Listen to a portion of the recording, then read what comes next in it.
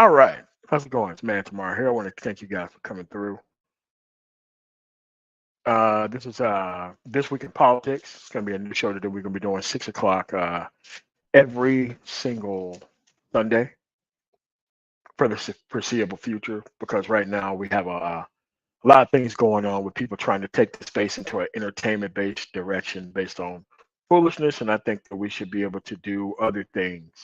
And I don't want to fraternize with those human beings over there who decide to take things in a another direction. All right. So let's get this out of the way. I mean, if you chose to be, if you don't keep up with things in society, no one is going to come and actually come to explain these people to you.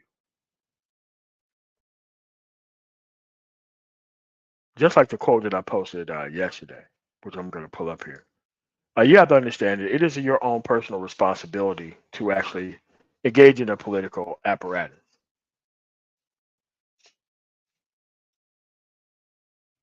That's no one else is going to convince you to compete with them, especially if they get more out of you not even participating. That's a you problem. That's not a them problem. At the end of the day, most of the actual political apparatus have been ran around people who want to fake like they're on one side that don't have a track record of doing anything. They don't know anything about the political history. Most of these people just came here to hang out. I get it. But at the end of the day, hanging out doesn't mean that you're taking any action to be able to move forward. You have a bunch of people here who live in all these liberal areas: California, Dallas, Atlanta, Philadelphia, New York, but they don't want to participate in the political process, but they know how to live in liberal areas. All these people who claim to be conservative, they never live in conservative areas. Other groups of people actually come together as a group. They may have the same end goals, but they go at it at a different pace on both sides. Like you see it with the Latinos. You see it with the Cubans in Florida. You see it with Latinos in San Antonio or Dallas or even Denver for that matter. They don't have to tell these people to not show up to vote. They don't have to tell these people to not engage in the political activities that they should as an actual people, separately or as a group. No one has to tell them that, especially if they're going to be the most affected by these things that happen. I mean, like, that's why we had the Voting Rights Act in 1964, to give people an actual chance to actually participate in the actual process itself. So when people decide today that they wanted a better start, whether politically or from their actual parental involvement case, like, that's not a real reason to not engage in politics itself, especially not showing up can make things bad immediately for 30 years because you don't understand how things work. And you have to understand that you really have to learn how to understand how to talk to people within the strata, because a lot of people walk in with these grand ideas and they just don't understand how to get things done. Strong to go 11. Strong, man. Hey, how you doing, MOT? Go ahead. All right, man. So this right here is just like, this week in politics, we're talking about like just laying out the ground floor of how business is going to be conducted. So that way you can be able to isolate people who don't want to pick a side, who don't want to strategize, who don't want to be here within this actual space the way that we need to be here. It's time to get them up out of here. And that's not for me to be doing. I'm going to have a heavy hand in smacking these people up out of here. But at the end of the day, this is what we need to be doing with our voices, man.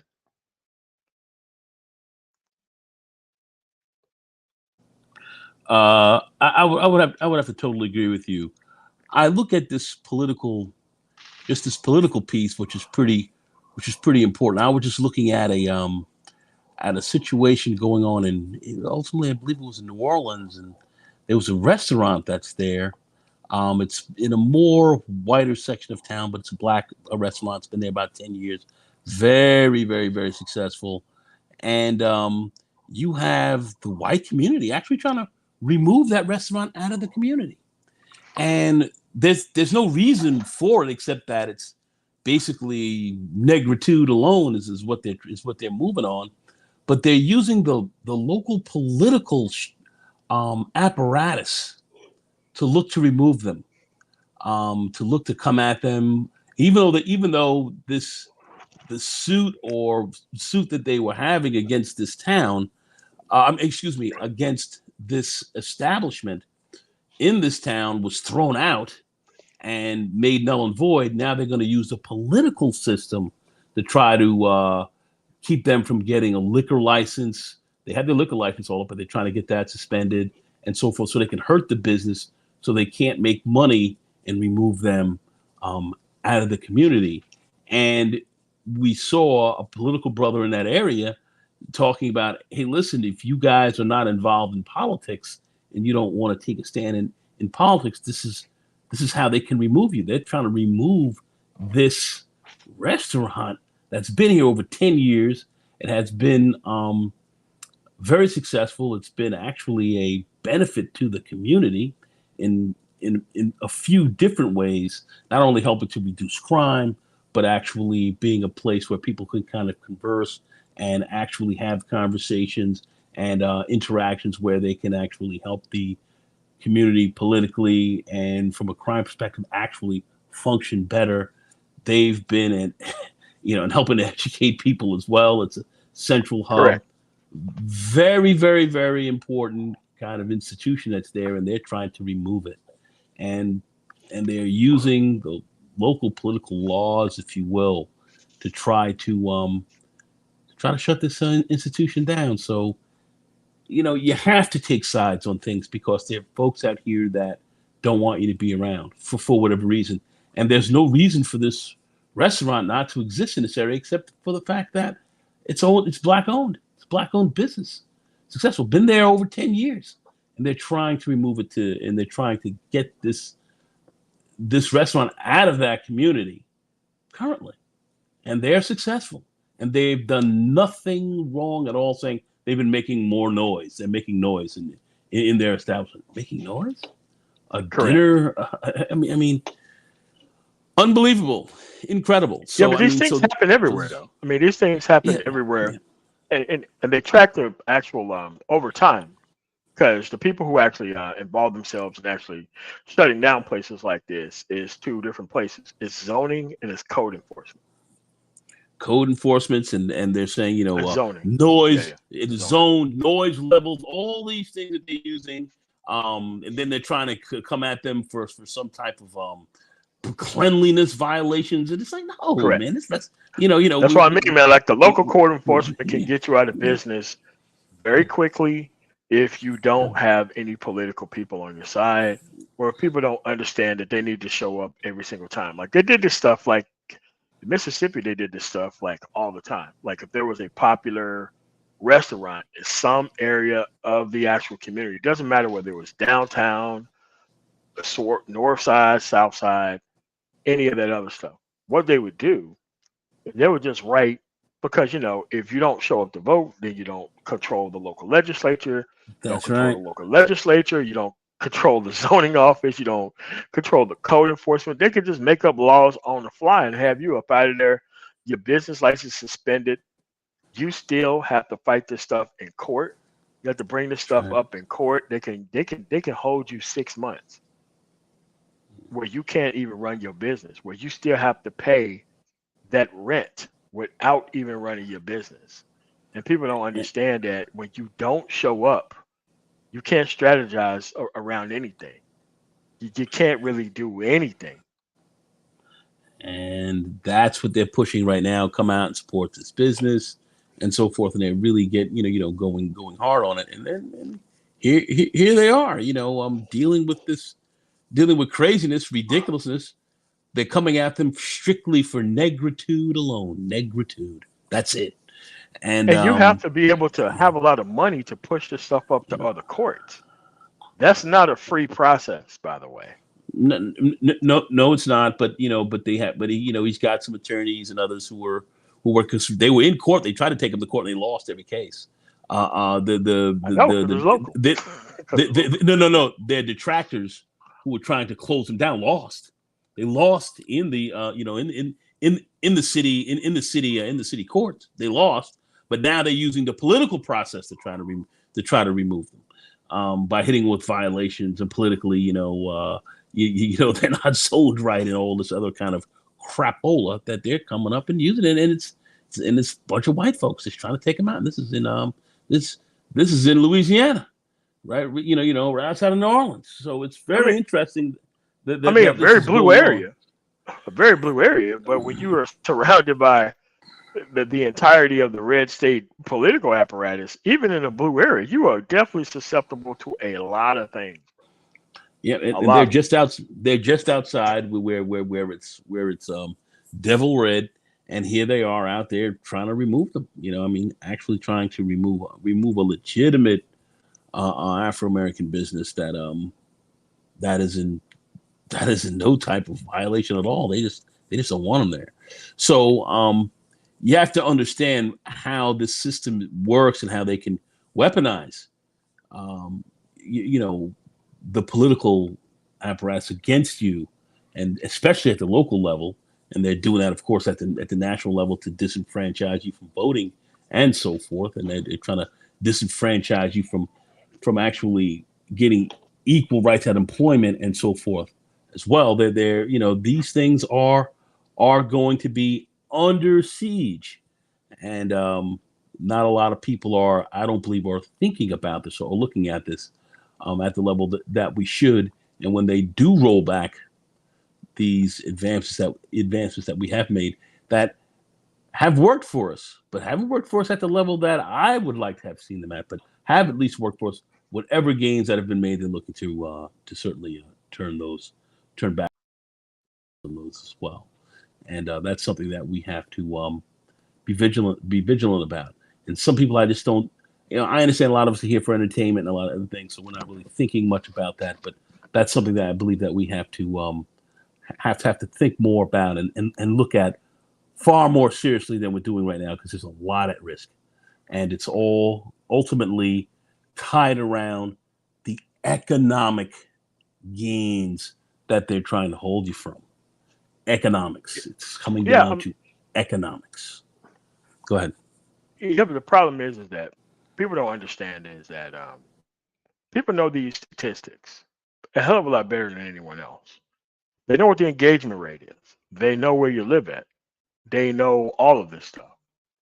They understand over time a certain establishment is registering people to vote. That's an actual very public thing when people sign up.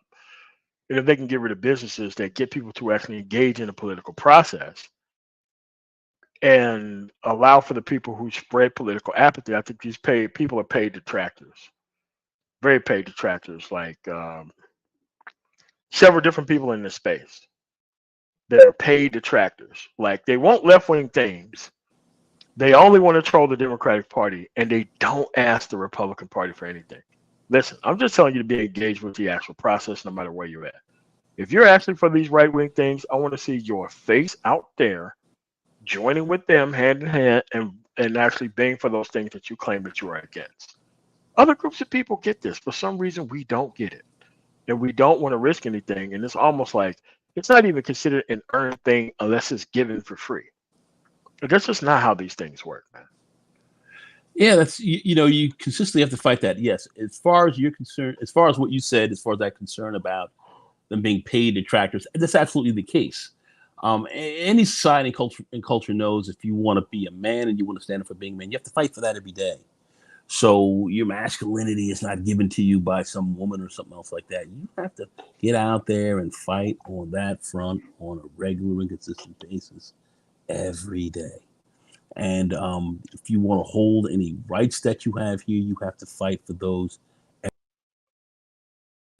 Politically, you want to stay solid.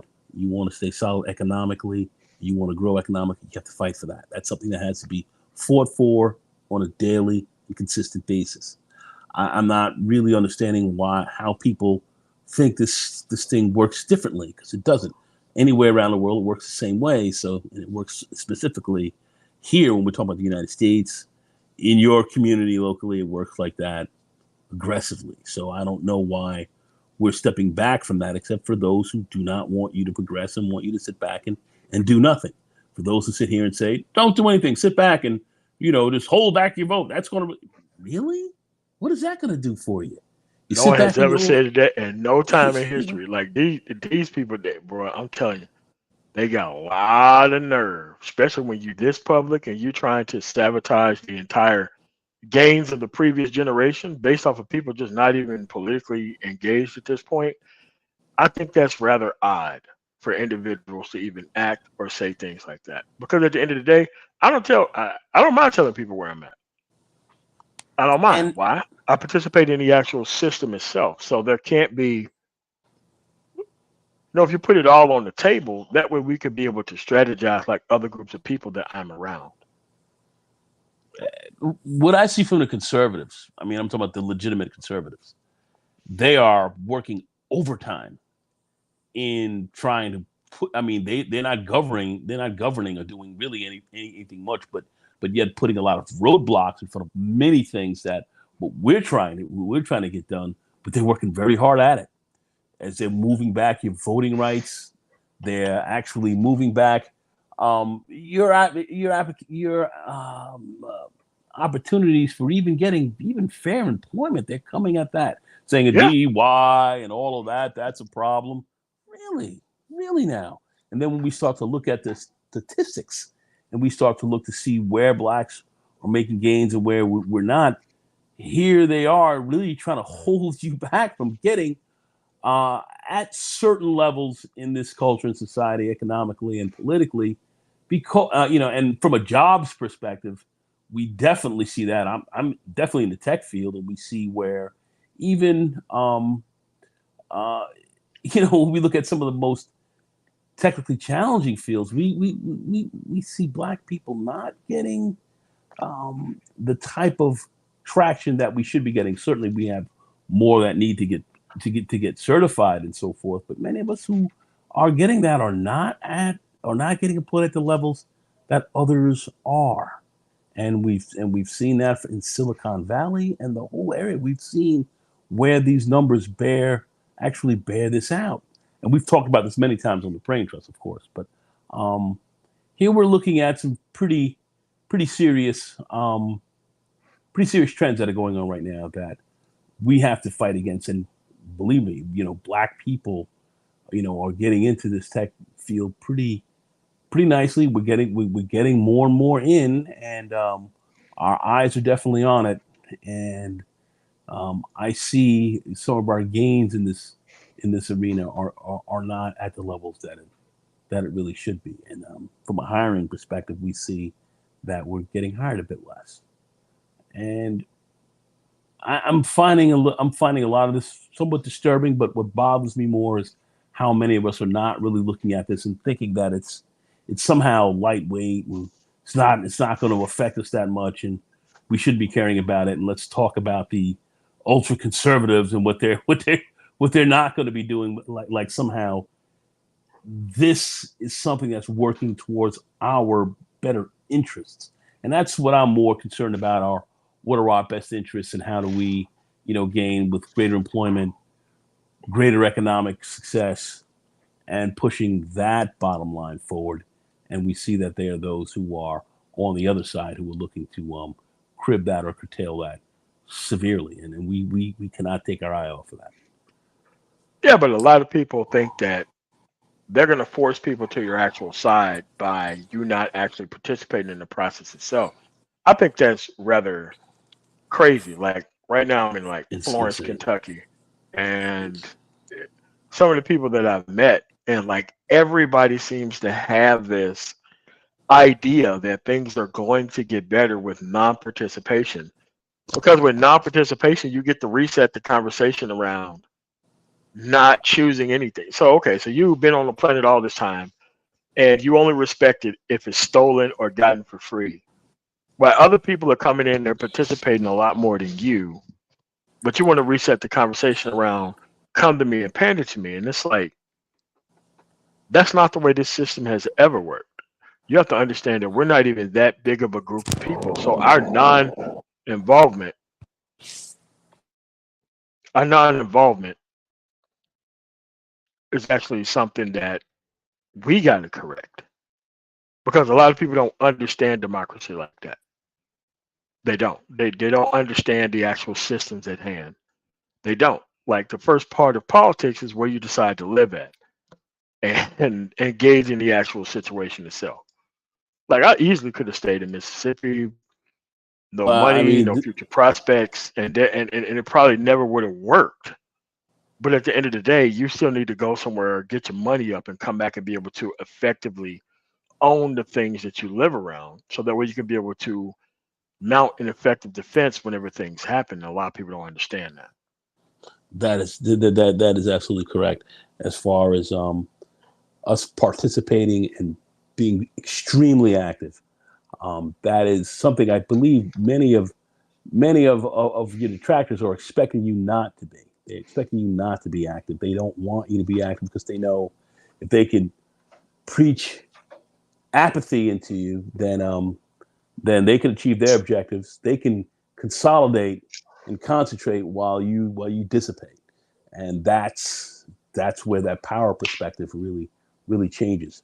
And they count on you. They count on you not being um, active in the process. Just like in this town, we're speaking about it, we're just right outside of New Orleans. You know, they're talking about how black participation in the electoral process was decreased, and so now they have a greater chance at potentially, you know, mounting politically a stronger campaign against you. So now you have to really start to get the community woken up and saying, "Hey, listen, they're coming after our businesses. What are we going to do? Are we not going to be active in our own political system to where they can just disenfranchise you economically because you're not engaged in your system, in your system on the ground level?" I mean, that's what's going on here. People don't make the connection between that politics, that political factor, and your economics. They're not making that connection.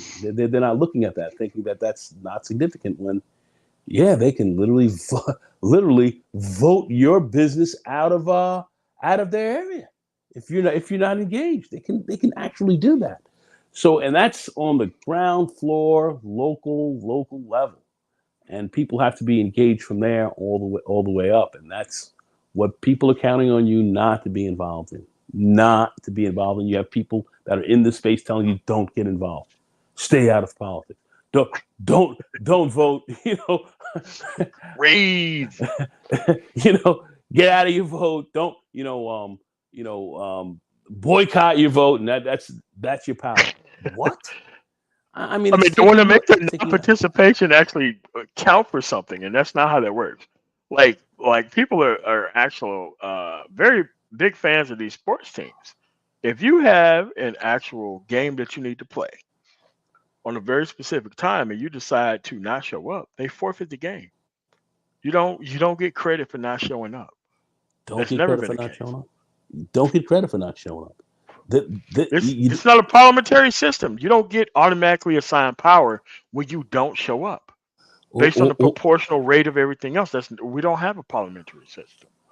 or they'll somehow table it for another time and give you just automatically set you up for another appointment. No, that's not how this works.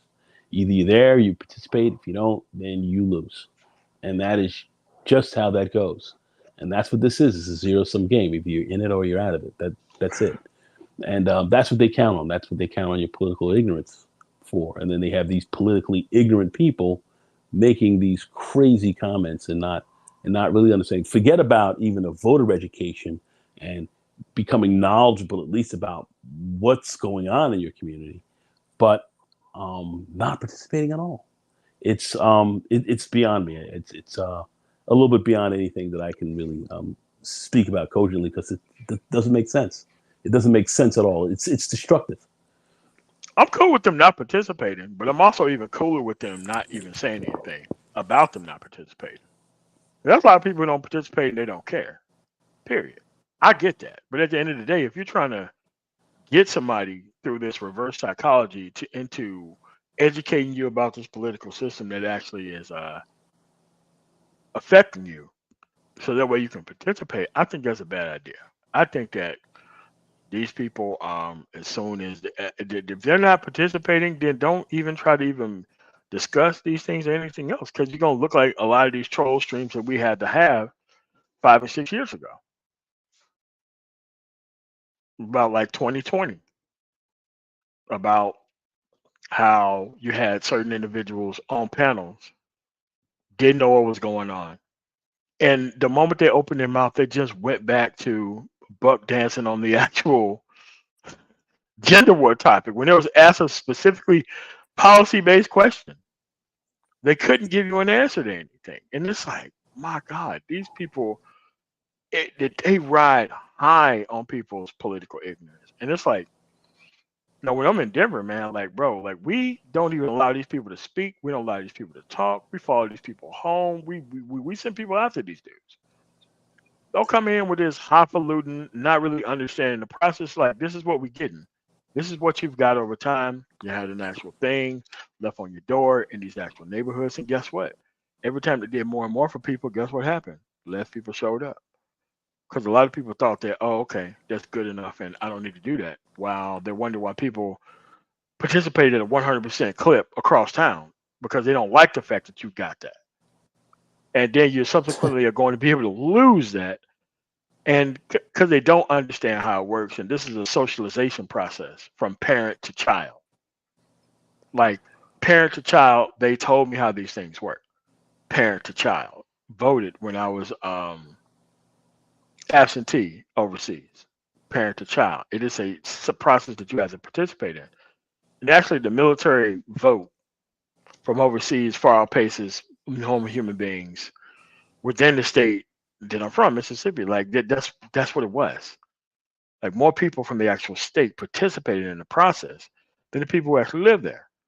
Because we see the stuff firsthand, like what happens when you don't have funding for specific things. That's it. That's exactly here with our school systems and so forth. If you're underfunded, you don't get certain. They're talking about some programs on the other side of town, even in Yonkers, New York, in fact, where some people actually, where you have schools that are not getting funded or underfunded, and you're having issues with schools getting the proper books and the proper um, uh, best as you can say, educational materials for kids to get to learn properly. And when you're not engaged in things from a very local level, it filters down to your kids not getting educated. That filters down to a larger problem, of course, as we see with respect to crime and many other things. It just starts to branch out. I'm not going to get all into that at this stage, except that this affects the process of what happens in your community greatly. So you need to really be involved, and you have to understand how that process works. And you're very right. Very much when you're at home and you're learning that from parent to, from parent to child, literally, that's really how this kind of has to work. And I don't think many people who I see in this space currently who get out here and talk, they don't speak about that. And maybe they didn't have a lot of that going on in their households. I'm not really sure. But some of the things that I hear being said and some of the ideas being spoken about are, show me that there's a large amount of ignorance about how this process really does work. And I don't have a problem helping people out to understand how this process works better. But at the same time, you have a lot who will fight against you, talk like they think that they know what they're talking about, have no clue, and then sit around and throw a lot of tropes and a lot of other stuff out there that's nonsensical. But yet, at the end of the day, what does it add up to? Nothing getting done, greater ignorance, and you suffering more from that. And that's something that I don't believe we can countenance, especially coming up now in these next series of elections that are going to be exceedingly important. And the and what happens here is going to affect us for the next 40, 50 years. And if some of those who really want to push their agendas really, really go through, it's going to be it's going to be kind of tough for us, even though so-called the majority population, that's the majority population now, will be far less. They will still have a lot more power, as opposed to where you will have a larger, broader community, but yet less empowered, less political power, and less economic influence as well. And that's really what's at stake. All right, so let's go over like the 101 about presidential politics. Nobody really votes for the president. They vote for the Supreme Court. The Supreme Court has more power than the actual president, more power than Congress, more power than the Senate. And those people that are on that court represents the way the country is pretty much going to lean towards for the next umpteen years. People thought that, oh, I don't want to vote for Hillary, blah, blah, blah. But you gave a 6-3 majority to people who really didn't substantiate your interests, period. And people have to rationalize that to themselves. And it's like right now, the Supreme Court can throw out any law that they want to. Remember, they came up with laws about making sure that corporations had unlimited money to invest into the political process, but pretty much making legalized bribery legal. Like what James Traficant did. And I think it was 2002, 2003, maybe even less. That's a normal operating procedure for an actual political opponent right now. That's normal operating procedure. Taking bribes and doing all this stuff and all this dark money going off through politics. Like this is what is normal operating procedure right now. He was a right winger from Ohio, highly finished, had people from his staff working on his farm. A lot of these felonies, served 7 years in prison, and a lot of people don't understand that what that guy went to jail for is totally legal right now. Totally legal today. The things Tom DeLay did, even though he didn't get thrown out of Congress, even though he was Speaker of the House, totally legal right now. Totally legal. The Supreme Court, one of the, we go back in history a little bit. We talk about President Roosevelt. He had he had served 4 terms. He was in his 4th term. He actually could have been president for life. Why did the Republicans, really pushing very hard, decide that they did not want him to have any more terms, or after he had, after his term was up and he had passed away, that they passed a law on term limits? Why? Why did they do that? Term limits because they couldn't compete. They couldn't compete. No. Not only that, but the biggest issue was the stacking of the Supreme Court. Yes. That he was putting more and more and more judges on, and that they were going to stack the Supreme Court in such a way that you were done. They were going to have all their people in, and by the time he did pass on and move about, if he was able to live longer, your court would have been stacked with Democrats there, Democratic associated judges from now to really damn up the present day. So they wanted to curb that, shut that down. Big part of why we had term limits on the president, because of the Supreme Court. So the Supreme Court, as you say, they turn back Roe versus Wade and so forth. They can turn anything back if they want to. The Supreme Court, they came up with Plessy versus Ferguson, 1896. Yes.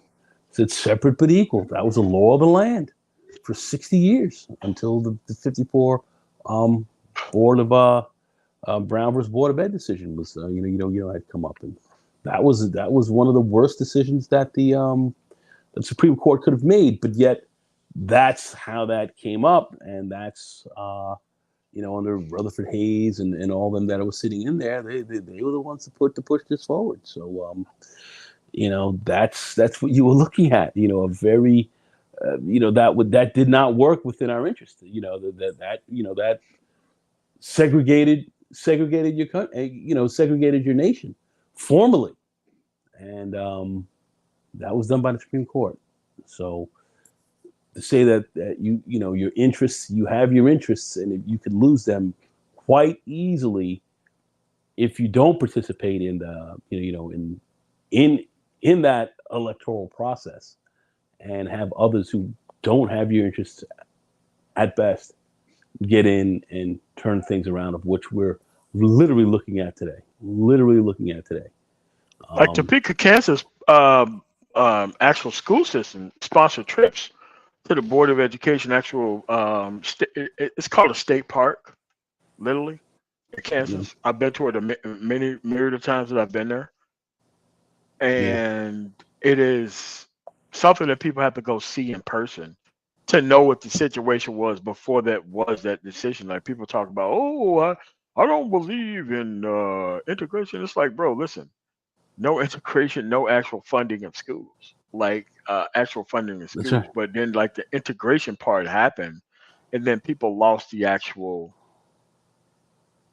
ability to still teach their kids at home and just left it up to the school system to do it alone. Like if we did the same thing that other cultures did, like what Jewish people do, they bring their own education that they hand down to their actual children that is not taught in schools. They bring their own level of education down on their people. Latinos bring their own education down on people. Sikhs bring their own education down with their people. Muslims, and I'm talking about like not from the Arab world, but like a lot of these other places bring their own level of education. That's what the church is actual a school within a school, right? And they want you to be far more educated and not pretty much solipsistic about how these things work. They want to educate you about how the world works, so that way you can be able to donate later on and actually pass this stuff on to other people. And a lot of people don't understand that by not participating in the process itself or not having a side, you can't really strategize with anything. The only thing you're going to be asking for is one offs and moonshots that nobody's going to take you seriously for, because the first thing they're going to do, they're gonna get your name. They ask you for your ID. They're gonna run your ID against the database. Wait a minute, you haven't participated in anything like ever. Why are we talking to this person? Who have you showed up to vote with? Have you seen this person in the city council meeting? Have you showed up to any type of party meeting anywhere? They ask all these questions before they even give you a call back. And so people are like, well, I didn't get a call back from my actual public official. They're like, the public official know you're full of shit. They know you on this moonshot shit, so that way you can disappear into the actual ether. And they're not trying to do that. They're trying to deal with people who are invested or involved, because this is a long term generational process that you have to be engaged in order to have some type of changes. That is precisely correct. And any type of benefits that we've gotten from the system, which have been few, but some have been quite significant, we were extremely organized, well organized, properly motivated, with large numbers being involved. A lot of people saying, "Oh, it's not. Oh, we didn't get anything else." Well, you have a job. You're getting some at least halfway measure of health care. You have a place where you can definitely work, and you've got a place where you can live, and so forth. Where there should be some equanimity there, where it's equal, where you have some level of fair housing and so forth. All of these things were fought for. All of these things were fought for. So, people don't understand these things can actually be rolled back as well. So I'm not trying to get so deep into that, but this is what you can lose. So you've had a lot of gains. People have taken a lot of this for granted, and you can lose that because you're not participating at the ground floor level. But yet you want to sit down and say, well, this one party's not doing this for others, and then the other guys who are actually moving against you are doing a lot to move against you. You don't question any of that at all. You Not at all. question you question none of that, and wonder where is the legislation, or where are the policies that you're putting forward that really work mostly to my interests. Well, I don't care about that. I don't want to talk about the other guys and how we can screw the other guys over. What? Bro, Just the it's almost thought. like saying, you know what?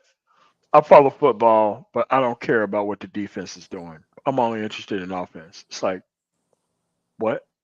Like, defense and offense have to work together to win this game. If you only want to turn the TV off whenever the defense hits the field, then you're not really interested in trying to win this actual contest. And it's kind of like these people have the most to complain about within this situation, but they have the least amount of actual involvement with what they actually want to see. Like, listen, if your level of trolling, like, dude, you control even harder when you participate in high numbers. Dude, if That you is have true. like a 100% clip on both sides, like most people do, that they don't have to brag about, you can claim that you run the whole legislature. Like if 100% of 13% of people, which is what we represent in the country, actually showed up every time, left, right, one specific issue or a couple, you can't fight against that. And You that's see, what it was. And that's why they had to destroy the actual church system, the actual black church system that actually worked back in the day, not the church system of today. I'm talking about the church system that actually brought people out to vote for things that actually help productive people move forward. Now we don't even have that type of apparatus anymore. no, you don't. The jackleg preacher more or less got in there and That's right, the started game dude. running. Yeah, yeah, yeah. The game guys came in there. They got a lot of them got paid off because when you looked throughout the 50s, the 60s, and moving through that whole period, the church was a very powerful institution that really, your business, your politics, as well as your spiritual aspect really came from there. But what was more dangerous about the church was its ability to organize, its ability to really put people together. When we started talking about the Southern Leadership Conference and we started looking at a lot Yes. of things from history, and we started looking at that, it was a conglomeration of churches. And as we saw those church systems really kind of really, really band together across the nation, so much of that banded across the And they South. had to. And they And had to. and it banded across the South, especially, which really was something that where they faced some of the most savage um, resistance. We saw a lot of success come from that, and it was people were highly organized, highly organized, and it was very much ground floor, very much, they were big picture items going on, but it came down to the very community, the very district that you were in, and they were well organized, and the church played a huge role in that. So that was a institution that had to be weakened, and we see what that has become today. But you may have one or two real preachers out there who are organizing, but at the level that it was at before in the past is certainly not at that level today. Vastly outnumbered by these stolen valor dudes who came in and shut the actual concept down because of money and eyeballs and chitlin circuit type of popularity based things. Like, oh, we can get more people in here if we can play R&B music. We can get more people in here if we talk about hip hop from the pulpit type people. Like Yeah, people who don't even belong in these type of positions don't even understand the type of history that they're actually destroying. Even as an atheist, I still think the black church should be rebuilt into what it was prior to, I'm gonna say, 1960. If we can get that back, but supporting most people within the area, I think people will see the actual value of the actual system itself. Because at the end of the day, they were out there on all issues. Like like the evangelicals was fought tooth and nail by black churches up until yeah. like 1970s. Like they were fought tooth and nail.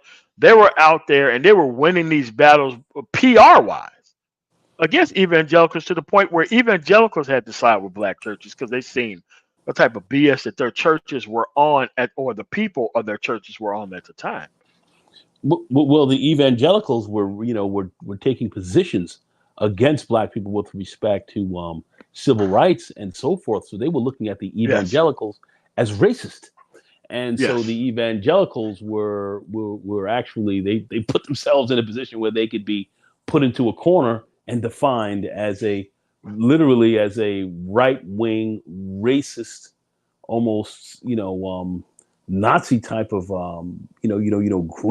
groups, if you will, trying to really hold back progress, and they were castigated as that, and then many of them, of course, were this way, and that's what really started to really hold back that tide, of which they started coming back around again, as we started to see that through what era? The Reagan era. When we started seeing that whole evangelical Correct. piece. It first did start coming back a bit through Jimmy Carter and so forth. But Yes, it did. you Especially he when he came to a re-ran surface. for re-election.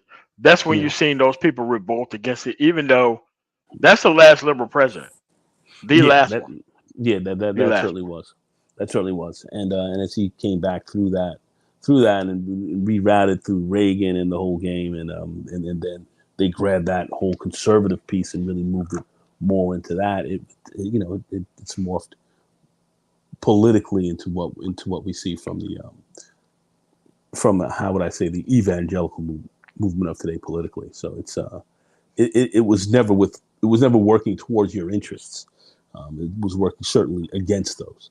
But anyway, we have to look at where the black church, what role it played. It's certainly not playing that role today, as we know. That's Correct. far from it. Anyway, go ahead.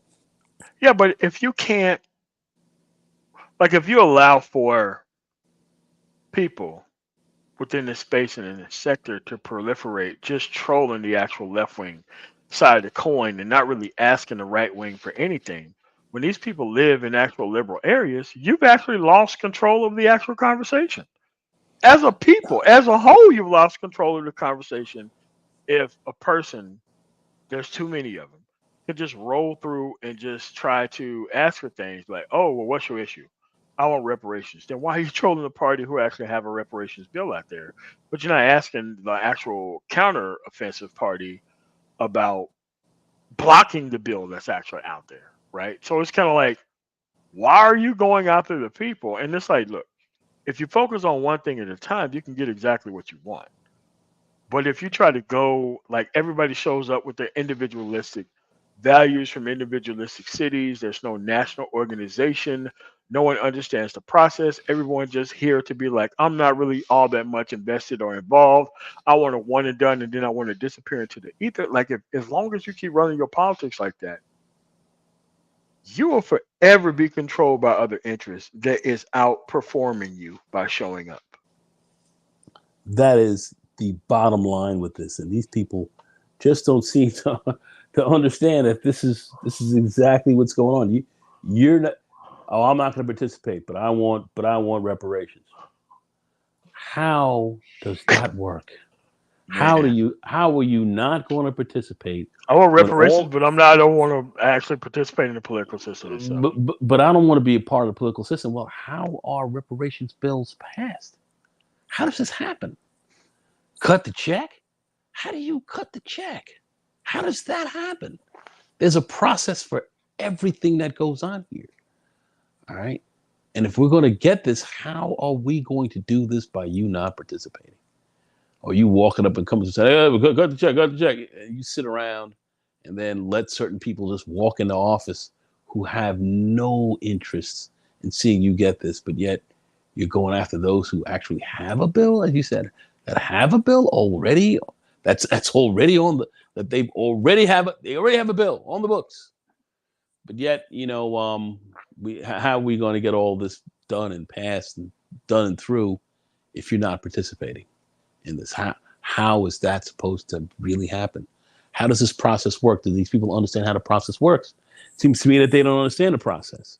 So if you don't understand how this process actually works, but you want to sit here and say, "Give me this and give me that," I don't know where you're coming from. And these people who are running this down and talking this, they're not making any sense whatsoever. So let's start making some sense. Start making some sense here. You can call yourself a conservative or whatever you say that you are, but if you're not participating in this system on the ground seriously for your interests, how can you say that you're involved in this at any level cogently? I don't get it. That's why I don't even sit back and try to debate a lot of this with these people, because they're not even making sense. And when I see that they're not making sense, or they're not talking to the bottom line here, the bottom line of participation, you're trying to bullshit me. You're full of shit. You're not serious, and that's the only way I can really look at you from that perspective. I cannot take you seriously. I'm sorry, but this has a definite historical definition to it. I know this is going to be hard for people to read, but you have to understand the term of vincible ignorance. Sensible. Yeah. Vincible ignorance. And I will Yeah. read what it means so Yeah. that way you can understand it. The doctrine of vincible ignorance. It is culpable to remain willfully ignorant of matters that one is obligated to know, while invincible ignorance eliminates culpability. Vincible ignorance at most mitigates it and may even aggravate it. The guilt of an action performed in invincible ignorance ought to be measured by the degree of diligence or negligence shown in performing the act. An individual is morally responsible for their ignorance and for the acts resulting from it. If some insufficient diligence was shown in dispelling ignorance, it is merely termed vincible. It may be diminished culpability to the point of rendering it sin venial. When little or no effort is made to remove ignorance, the ignorance is termed crass or supine. It removes little or no guilt. Deliberately fostering ignorance is affected or studied, it can increase guilt. So when people are actually telling you to not participate in a process that is actually going to actually help you actually get things from a process, it doesn't make any sense. It's a self-sustaining loop of ignorance. No way in, no way out. These people can just run up the bag on you, and you think that you're actually benefiting because you're hurting the Democratic Party. The only thing you're actually doing is actually hurting yourself. What's going on, Doug? What's going on, Jonathan? Johnson, what's going on, Dion Davis, CJ, Little Rock XC, Roger Spice, Spawn, the programmer, Pork Chop Proprietor, AO. But this is what I'm saying. Like these things have technical and definite definitions of what people are actually practicing when they're actually doing this. You're doing it to yourself. If the other people are showing up 100% of the time and you show up 5% of the time, they literally outpace you by just showing up. Like you can't have your complaints outmatch your actual participation and donation. It should be 33, 33, 33. 33 in the third participation, 33 in the third complaining, and 33 in the third donating. If you're not doing all of that, that's what other people are doing. They're donating, showing up, and putting up legislation. Well, they should know what we want. No, they don't actually. They base it on the people who actually shows up to the conversation. Like when people show up to the actual ballot box, that's things that are based on things people have actually strategized around, put votes up for before you even vote. So if you're just showing up to vote, or if you're in the middle and you don't pay attention to the process, you're actually putting yourself far behind the eight ball. You don't get to vote in primaries. You don't get to do anything but just pick the worst, best of, of the worst options at that point. You have to choose a side. Here's the thing. I don't like being on the left, but guess what? I know what left wing areas I want to live in versus right wing areas. Look, if you ain't got a military base within 30 miles of you, I'm never living in your city. Period. That's exactly what that is. Listen, if I can't get none of these minority contracts out of your city, I'm never visiting your city. Period. That ain't gonna happen. A lot of people Yeah. don't understand that they're gone for some reason. No, no, no. A lot of people don't understand it. I know some people may not know how things work. I Correct. can get that. Um, but certainly to sit down and say, well, it's intelligent for me not to participate is ridiculous. One should get an understanding of how things do work locally.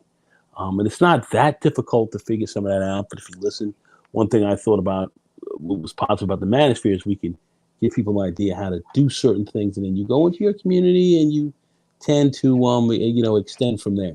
And that's kind of what this is really all about. But you do have these people coming here speaking about, well, they're not giving you this, they're not giving you that, or they haven't done this, or they haven't done that, and we're not participating, and we're out. And then you get the results that you get, and then people want to complain even more, and it's just it's a self-defeating prophecy. So you have to participate. I would love to run into right wing people that I can strategize with. I probably met only 2 people in my life that I mean, it's more or less than like maybe 100. But the only person I know that is on the ground doing things is Dr. Lawrence Guy. He's Yeah, responsible for what happened in Florida. He's responsible for what happened in Tennessee. He's responsible on the ground for what happened in Texas. A guy who's not a content creator, who's a PhD, who's responsible for all these things that are happening. But at the end of the day, all these people get to brag on the things that happen, and it's kind of like a whole bunch of stolen valor going on here within the they had, space because people don't understand the process. Like a whole bunch of stolen valor is going on, whole bunch of and it. they've not participated or been involved in anything at all, at all. And yeah, we talk about these meetups and everything else like that. Where is the political organizing that's coming from there? What's going on from that perspective? What interests and so forth are these guys putting on the table? I tell Fine, you great, right now, if great you to meet spend up. thirty Do all thousand that. Go ahead. as black men on a local politician, even though it's Democrat or they're trying to give a speech. Yeah. Oh, They're trying to give a speech at your meetup. they're going to be there. They're going to say, "Oh, we've got this. We've got a crowd. We've got a political group of people that we can begin to talk to, and expand our base from there." Yeah, that's very important for them to meet. And then, if of course you could further fundraise and do all of that, I mean, that works. You saw how you know we had the senator from Georgia, Warnock. Actually, I sent you those pictures when we were doing the fundraiser Yes, for him yes, from yeah. up here in Westchester County, right up here outside of White Plains, and his district and what he was running in was almost 1,500 miles away, if you will, over 1,000 miles away, but here he is, About 200. 700 from us. Hey, look, we got some contracts out of the money we donated. Hey, there you go. There you go. There you That's right. go. And he walks in there, $250, a plate, and then we all coughed up and gave him to come on up and hang out, and boom, there he is, and putting forth legislation in Congress, in the Senate right now, so folks can say, well, what's he doing? What was he doing? Have you seen some of the stuff that he's been involved with? I don't know. I don't know. I don't have a clue. So folks are not looking around. They don't know what's going on. But this is kind of how the process really works, and people have to kind of begin to get with that. And here in this space, I don't see a lot of these people talking about that. I see a lot of people talking crazy, but I don't see that level of organization really happening, or really being talked about realistically to where you can really put something together on the ground. And if these guys are going to meet and hang out and do whatever they say they're going to do at these, in a, in a liberal city like Atlanta or whatever, and not deliver politically, or have at least a Politico or somebody at that being talking about what your perceived interests are at that point. I'm saying, hey, if you are meeting up politically, then have some people that can address your issues directly, and begin to aggregate some power if you can. Start to work there. But we're not talking about that kind of stuff here. That's not being talked about. That's not what we're pushing here, and that I find is problematic. Problematic in this manosphere. Very problematic. Yeah, but people want to get here and invite all these other denizens of society here under the guise of entertainment. When the only thing that they're trying to do is invite all of these people here under the guise of not making progress and staying politically ignorant and not trying to change anything. Like we have like 100% complaint 0% donation, 0% participation. This is why I say, look, if you're really talking about women at this point within this Black Manosphere piece, you need to be out of here. You can't be around here with us. Sorry. Hmm. You're the hunchback. You can't sit here with us because we don't have the same end goal. We don't. No, I mean, I understand why they want to have the woman piece because I think people are making a job out of this maybe, and Correct. and they're trying to make some money off of this, and that's where this is.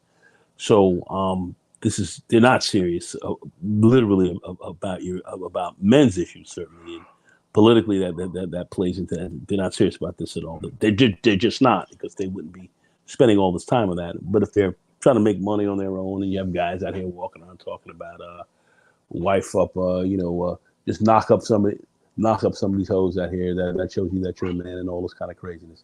When you hear this kind of stuff, you know what's going on. You just know what's going on from here. It's I had a last stream last night with BMT's father.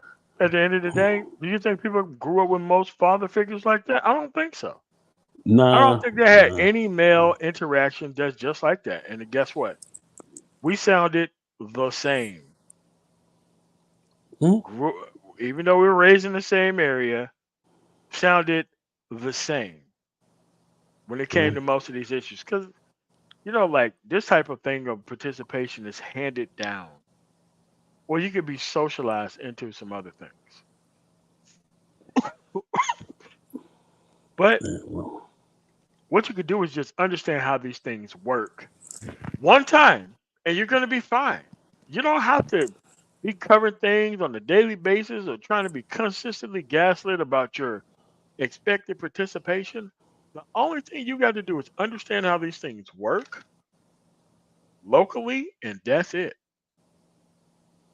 yeah, yeah. Which is not that hard. That's something that you can just go right out and just. But I don't know if people have that interest. I don't know what I do know that as far as black men are concerned, um, our level of political participation and voter registration has started to decline somewhat. So we have more black men beginning to pull themselves out of the system as opposed to really further get more into that, and that's an issue. That's something that's got to be addressed, but that's an issue as well because from a deeper perspective, because that is a problem. That is a problem that we have that you can't non-participate yourself into progress. Yes. That's that, that Never been done. that's Never been that's done. not going to happen, and we do see that, and we do have some very serious issues there. So we're trying to address that as we also see, unfortunately, a higher. I know this may sound a little bit off, beat a little bit, but we have higher. Starting to have higher suicide rates as well. So so we've got some very serious issues that we have to really look at dealing with, and I believe the greater participation we do have, we are in a better position to begin to address, the real problems that are affecting us. And yet, black men are, we are employed. We certainly have employment going, and we are, per head making some more dollars, but we are definitely I not think at the the. numbers went way up. I mean, the numbers are Yeah, yeah, way up yeah, when it comes to less incarceration, more people get into the productivity piece. It's just that that is the correct. political involvement piece have not matched any of those things. Like you could do all that other stuff, but that stuff can be taken away at a stroke of a pen with these people That's who are trying to get rid very, of DEI programs and very. affirmative action and all of these other things. That's Like exactly right. you don't understand that you can miss one election cycle and your actual whole state legislature could change. Period.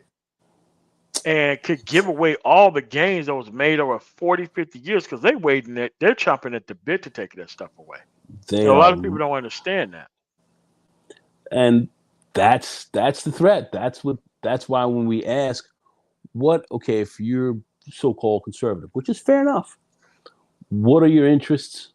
What type of legislation are we really talking about putting forward to really further your interest from your perspective? What are we really looking at? What are we talking about here?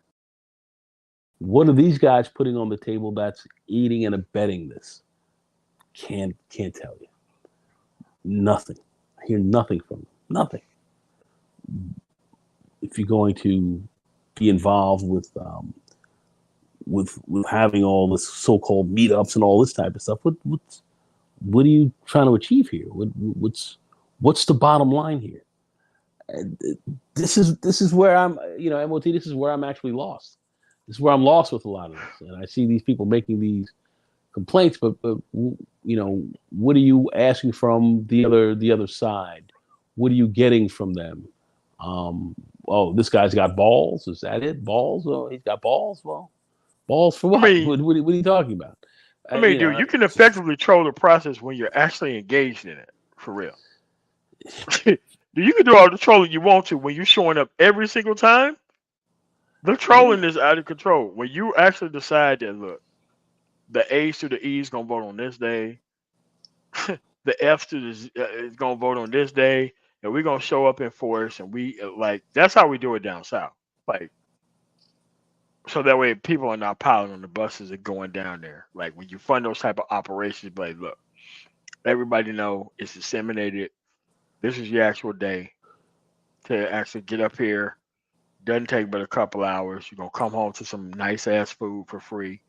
That's how that works. It's known as electioneering in some places, but you have to be able to get people invested or involved. But a lot of these people issues with the productivity piece is so close to them, they can't really do things like they actually need to be done because the lack of productivity leads them to complain about all these other issues when the actual productivity piece is a man. It's something that you actually need to be worried about. Yeah, but yet, they want to sit back here and talk about the quiches all day long and all I ain't that. got time for And that. I ain't got time for that. and where are you productive with that? Where is your productivity coming out of, quiche? How does that work? How does that play into it? It's beyond me. I am my own grandson. Hey, Christian, how you doing? What's going on, man? You messing with the girls right now? I know you're working on it. Nah, Grandpa. Right now, I got to get my algebra scores up. I got to get this going. I want to make sure I can make this class, and I got to make sure I really want to be in a good college. And let's go over this stuff here. Right? That's what he's talking about. He's a 14-year-old kid. Kid talking about I got to be more productive in my math class. I don't really want to sit around and waste a lot of time trying to chase around these girls and all this when my grades got better. When I got to get this up, I'm always on him, but here he is breaking it down to me. So I'm seeing this from kids. I'm kind of a little, I'm a little, I'm a little miffed as to we have, and most of these men that we sitting here who are in their mid 30s, 40s, and 50s talking to this other man where you're 50 years old and you're still running behind and you worry about Keisha and all this stuff and be police act right and all this kind of craziness. You're done. You're finished. It's past. The game has passed you by. But as far as these younger guys, I definitely want them to be thinking certainly more politically and thinking more long term as to really working for their interests. And this is he's just not. You worry about Keisha is not it, or the fact that you don't have you're not knocking up some woman before you're ready to have kids and saying that you ain't a man if you haven't done this. It's some of the madness I'm hearing. It's beyond belief. It's beyond belief. Some of the stuff that's being said. It's But at the end of the incredible. day, when you're so lost and when you think that you're at the solution to things, this type of information can really ruin your life and put you a hell of a lot more behind. It Wow. could be because a lot of these people don't have any masculine like um mentors like in their life. Like you wouldn't have known, but you would have thought that me and BMT was raised by the same father figure, right? or grandfather figure, just by listening to the conversation and how we was able to just interact with each other, and we knew exactly how we operated in Mississippi, right? You wouldn't have known that we was actually raised by the same type of person. And it's like that's the difference between the type of men that exist within the world that is not trying to be online and the dudes who are trying to be the representative men online. Oh, man. Yeah, MOT. Just the stuff I see here online. It's beyond me. It's beyond me. Um, it's beyond me, and I don't think many of these guys are doing much. They're sitting around here just hanging around this, and I don't know what they're looking to achieve. But if we're going to be productive, and progress in our communities, you're going to have to be very active in what's going on. You got to be very active. When you and I were talking, I think it was last year. We had one of my candidates that we had. How much money did you donate to that campaign? You donated a certain amount of money to that campaign. I think 750. Something like that. Yeah. And Yeah, just putting 750. these just putting these people, into just make sure we get them in the office and get them moving properly and working on our behalf.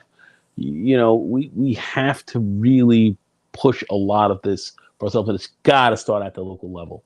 So I'm exceedingly involved locally, but I know everyone's not going to be, but we need to have a lot more. We definitely need to have a lot more. What I was very disturbed today was listening to this situation of a business trying to be eliminated because they were in an area that some people didn't like, and they lost their cases in court. Now they're using the political system to try to destroy them, and because they figure that black people will not be engaged at that level to where they can come out and hurt you.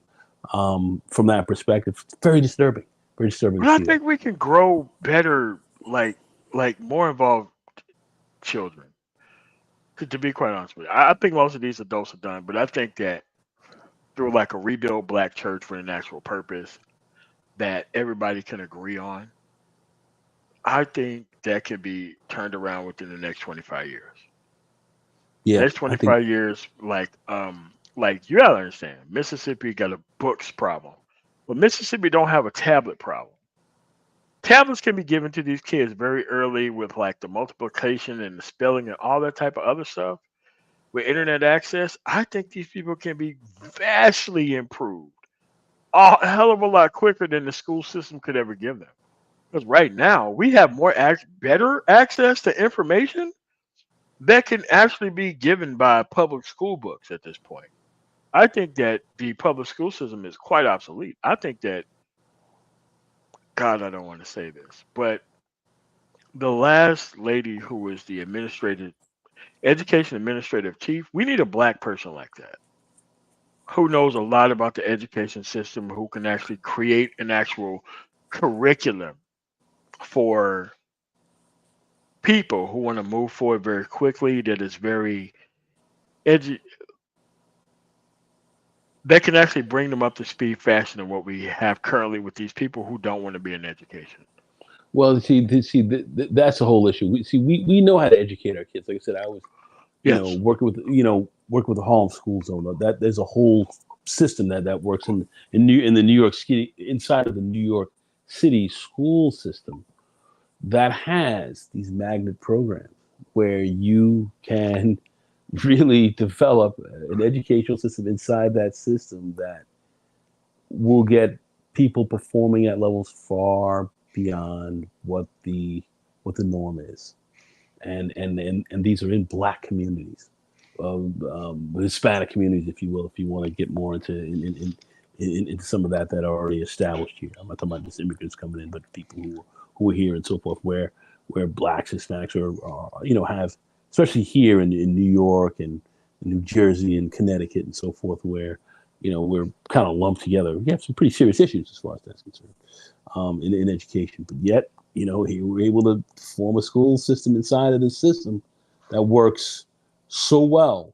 It exceeds every every metric that anyone can really think about it, in education, public and private. But you have to have the proper matrix of teachers and a Correct. system that really is caring for those types of kids to bring that about. And that's what you're not getting in these school systems, because you have teachers that are just there, just don't give a damn, and the system, you're not getting properly funded, and you have all these different issues, and it's a lack of caring, really. It's a lack of caring, and the wealthier school systems, of course, are going to have better, but those that don't are going to be worse, and so you have to really ramp that system up by putting a structure in there that will support that type of performance, and you just don't have that being pushed in a lot of communities, and politically and economically, but more politically, you have to push for that. You have to Correct. push for it, and that can be done. We know how to educate our kids and get a tremendous amount of productivity out of them. But in a lot of these school systems, like you have in Mississippi, in some of these places, you have schools where, well, I'm not even going to say Mississippi. Hell, let's talk about here in the North, even in places in New Jersey and so forth, where you have New York, where you have some schools that are literally behind the eight. I mean, wow. I mean, are behind the eight ball, but you don't have, but you have low participation of people of that community, and that's what you have. And of course, I know school taxes and property taxes and so forth are not there, so there's a whole structure in place to have that system not function properly, but that can be addressed as well. But you've got to be, people have to be locally involved and engaged to change that. At the end of the day, I think these things should be reimagined and changed. There should be a level of investment for people. Like, people don't understand that your actual congressman sells you out for $20,000. People can donate 50, 25 cents to get universal health care within their entire state per election cycle. Most Mm. people, 25 cents per election cycle would create an entire fund that would move everyone to the position that they need to be in. And Yeah, most people don't even know that it is that cheap to actually buy these politicians rather than people who actually write the laws for them that actually destroy things. yeah, yeah. Quite accurate. I think it's worth it getting back invested at this particular point. I work with, even though I am an atheist, I work with a lot of churches because they can organize people very quickly. I can write things out. I don't need to have an actual outcome that I'm actually personally benefiting for, because I'm trying to benefit from an operational society. I think I benefit from a society where there are actually trained individuals who can work in any industry. I think that is particularly needed for people. Like, if people knew that at the end of the day, you don't have to languish in the Mississippi Delta taking care of family members. You can do that, but you can still do other things. Like, if I can help people who are actually handicapped do this, I could definitely help able-bodied people do this stuff as well. And we need to be able to be more inclusive with people who want to get to the productivity piece through legitimate means. Because there's a lot of illegitimate means out here that people are trying to push, and I think that is very bad for us when we don't have a specific framework to which we operate from. I think that's pretty bad when we want to go out there. People who didn't get in their career field the same way that they're trying to push on others, I think that's very bad. Incredibly bad for other people. I don't have any problem with people on the right. I just want you to know what what is it that you're actually fighting for when you're over there, and how can we strategize together? If we can't strategize together, nigga, like, how can we get any type of progress? How's that possible?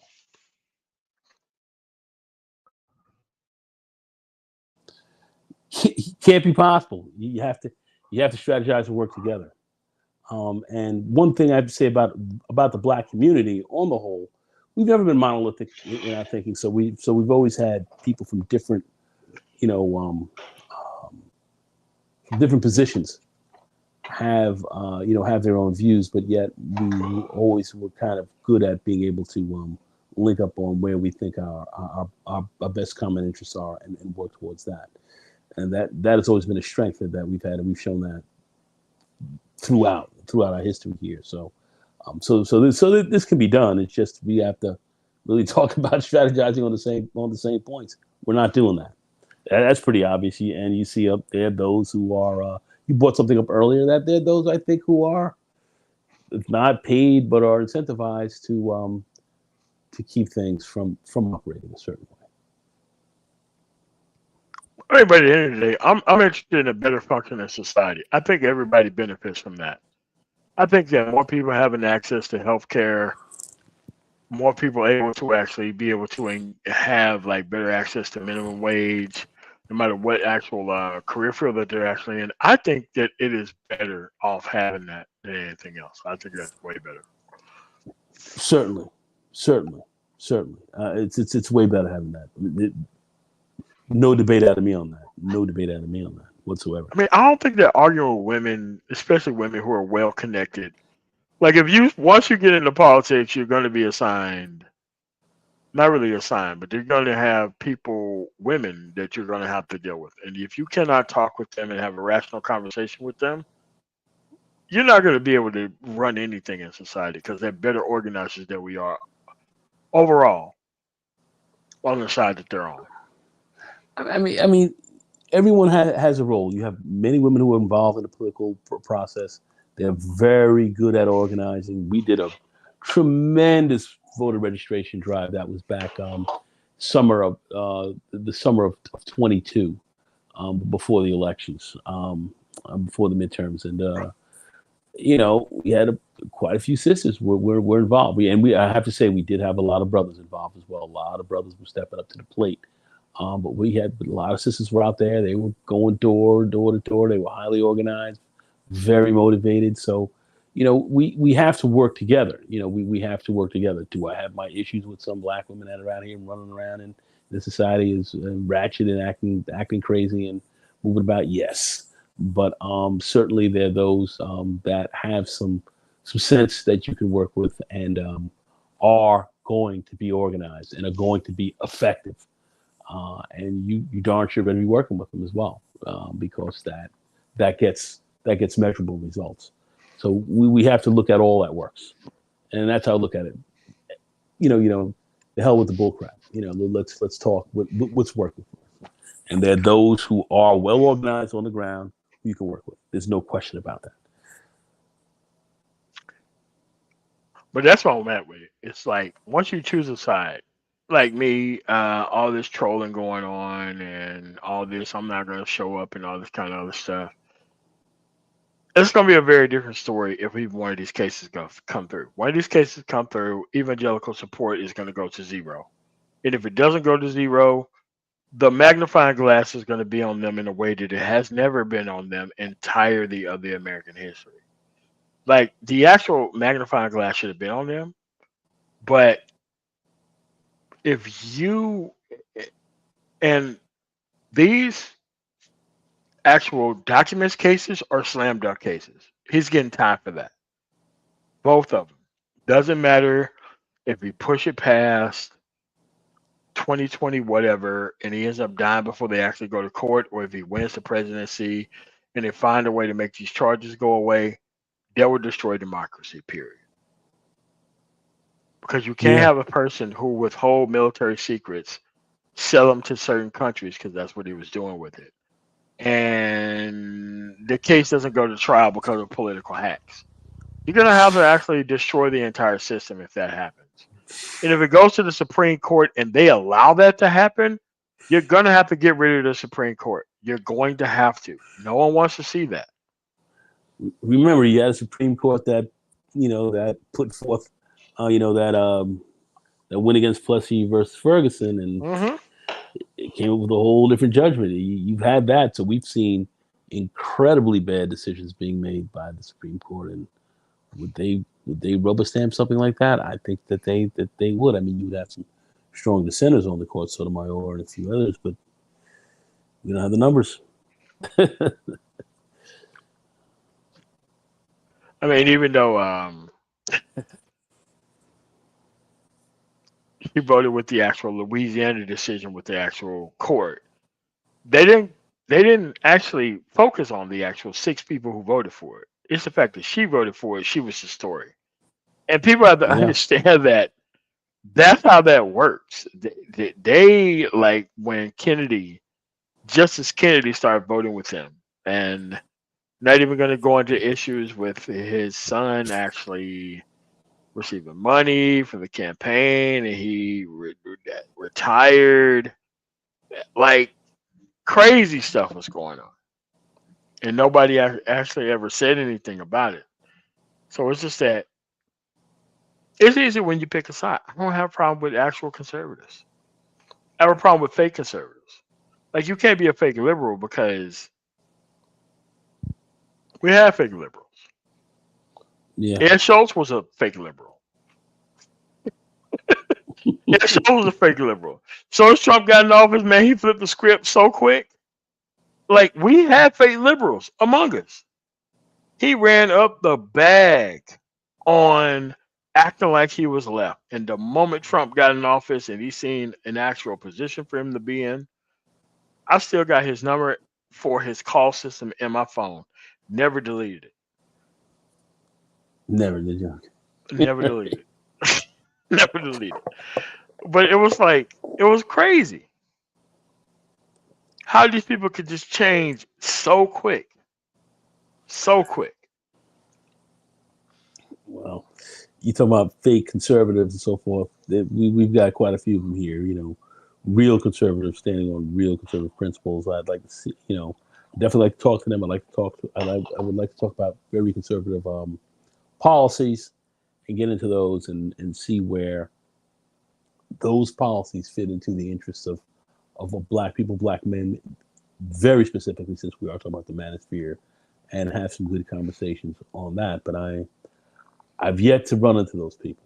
I've yet to run into them, and I'd like to see if you have one here right now. Come on here right now. Let's talk about it.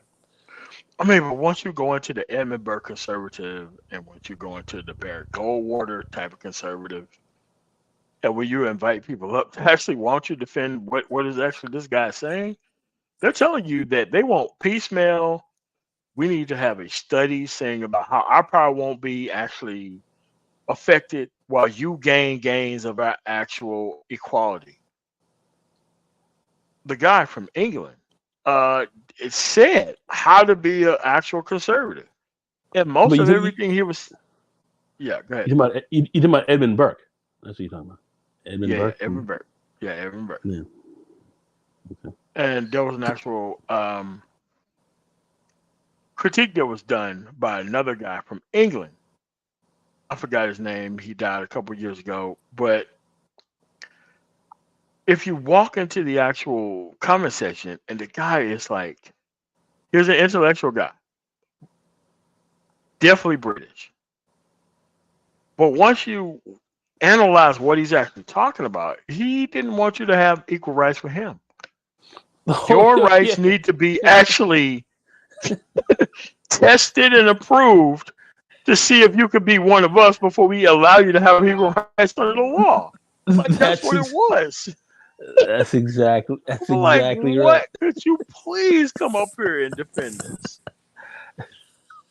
And you and I think I responded to you. I was like, "What is this man talking about? Is he really? Is he that? Is he serious?" I mean, it was actually pretty funny, but yeah, that's exactly what they're talking about. And then when you start to see that, you see that this is, for them, it's about a supremacist type of process for them. And, it's a certain class process for them, and that's where these guys are at, and they're.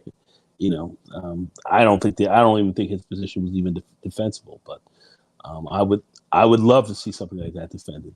I would love to see that defended. Um, I would love them to come up here right now and defend it. But Oh, of course they damn, can. All right, man. So let's go over some of these stories that's happened this week. Let's go. go ahead. We're gonna end it on. Okay.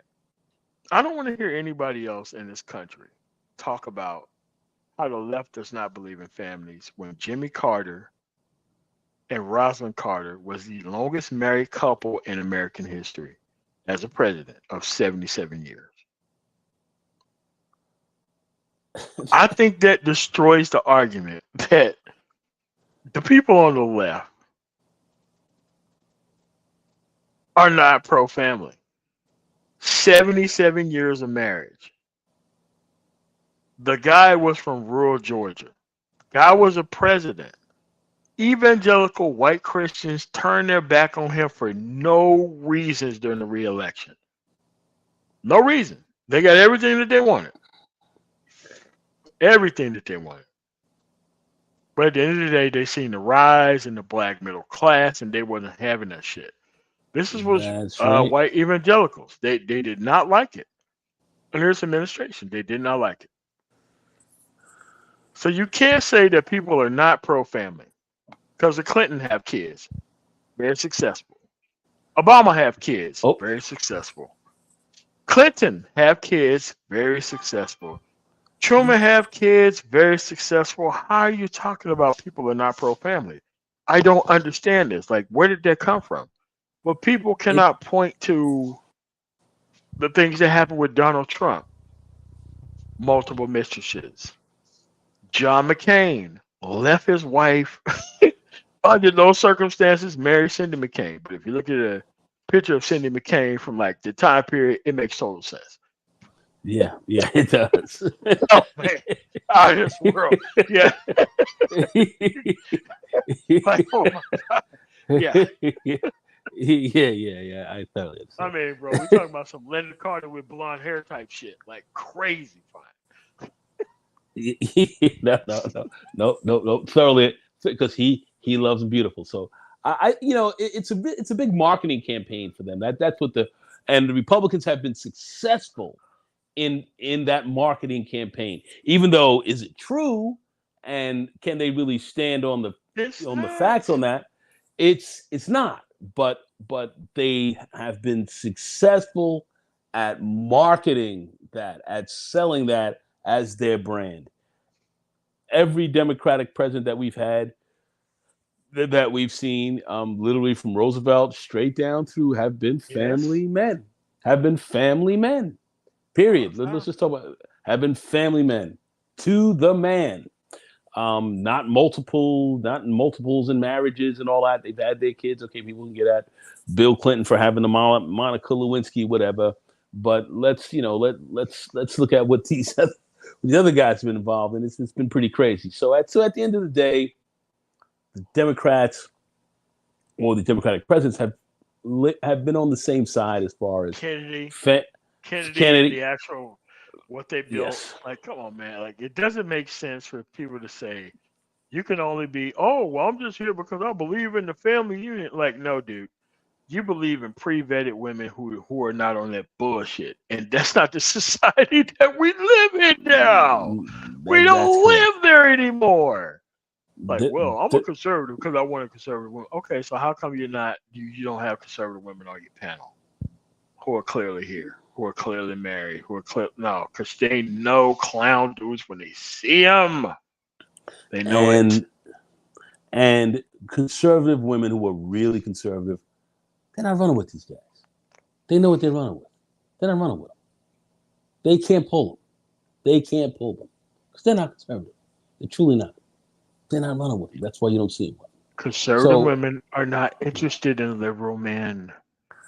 How many times do we have to say it? And we've said that many times. And they're not with them, and they can't pull them, and you cannot see them with them. They're not with them. Not once. Go to any one of them. Now, tomorrow, you won't see it. So, like, you think that some type of these people with powers are going to hand their kids off to somebody who ain't ish? That's not how that works. Not going to happen. Not going to happen. Especially when these conservatives are about maintaining status quo and keeping things in the level of holding their power the way that they are. They're not going to give it to somebody who's lesser than that and can't maintain. It's just not going to happen. Just not going to happen. It's not going to happen. People with power and people who have money roll differently. I mean, that may be there, but at the end of the day, this is the way it is, man. Like most people don't understand these things. They don't want to talk about them. They don't want to be embarrassed about it. While coming out here in the actual, but they can hide behind channels where they could just troll women to just run off. And Because that's why our actual space of the manosphere, it has to be cleaned up from these individuals who have these meaningless, pointless conversations. Like we allowed the reptile in here under the guise of entertainment and still messing with a certain demographic of women that never should have been allowed here. Never and should have been allowed here. and this is the thing. They still want to roll with that demographic of women, They and still do. many are telling you to get back with them if you can. This is really what's going on. Crazy. To get back with them. Work a way to get back with them. What? And they support cowards who actually talk a whole bunch of nonsense about people who are legitimate here. It's almost like the less legitimate that you are as a human being, the more support that you get. That's wild. What does that tell you? The people they're running with. It is what it is. Definitely not going to waste time with that. Not at all. What I want to do is talk and deal with people that are really trying to progress, and that doesn't mean you have to have a PhD or anything. Like I say, I'm helping people get their CDLs, drivers. Just get into a truck, get into the base levels of tech and so forth, and be productive that way. And you see a lot of productivity coming out of these people, and they're not wasting a lot of time running behind Keisha and them and wasting time talking about, that's where their masculinity is going to be found. Please, let me be masculine and you move over and let me take over and drive for you.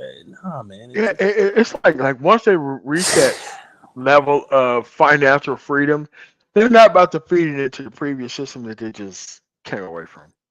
It's not going to happen. They're going to move in a whole different way. Like I said, I got a young brother. This cat got his CDL maybe about 3 years ago, almost 4 years ago now. This guy is kicking it, and he's got his son driving with him for some of the period when he drives. What's he trying to do? He's the baby mom is now okay. Now he's got his act together, and I can't take any more money from him. So he's got the kid with him 50-50, and she's more or less like now trying to give the kid to him more so. Before, when she was using him as a weapon. But what I'm saying is, as he evolved, that level of Akeisha became far less important.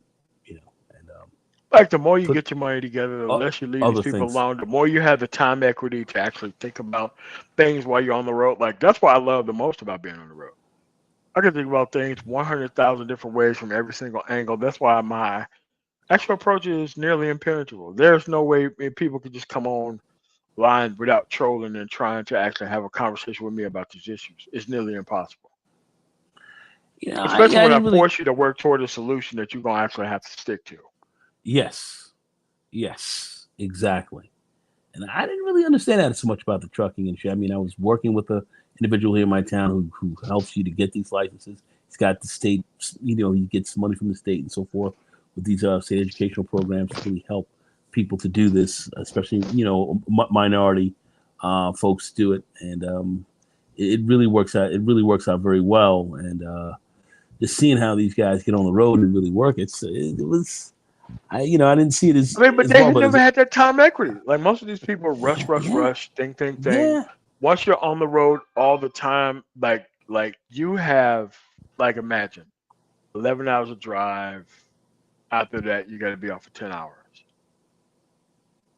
What do you think you're thinking about? You're thinking about your life circumstances, and you're getting paid to think about your life circumstances and how people are actually dealing with things. And you don't have that time to think when you're trying to be at first and one at the putty. Now you're in the putty. Now the putty is pregnant. Now you got a kid. Now you can't produce. Now you're about to go to jail. It's like You now have a time equity to produce, suffer the consequences of what you produced, and move on to other things. And that's something most of these dudes don't want you having. They want your masculinity tied to the fact that you went through the process, not tied to the fact that you're trying to create something better with what you actually produced.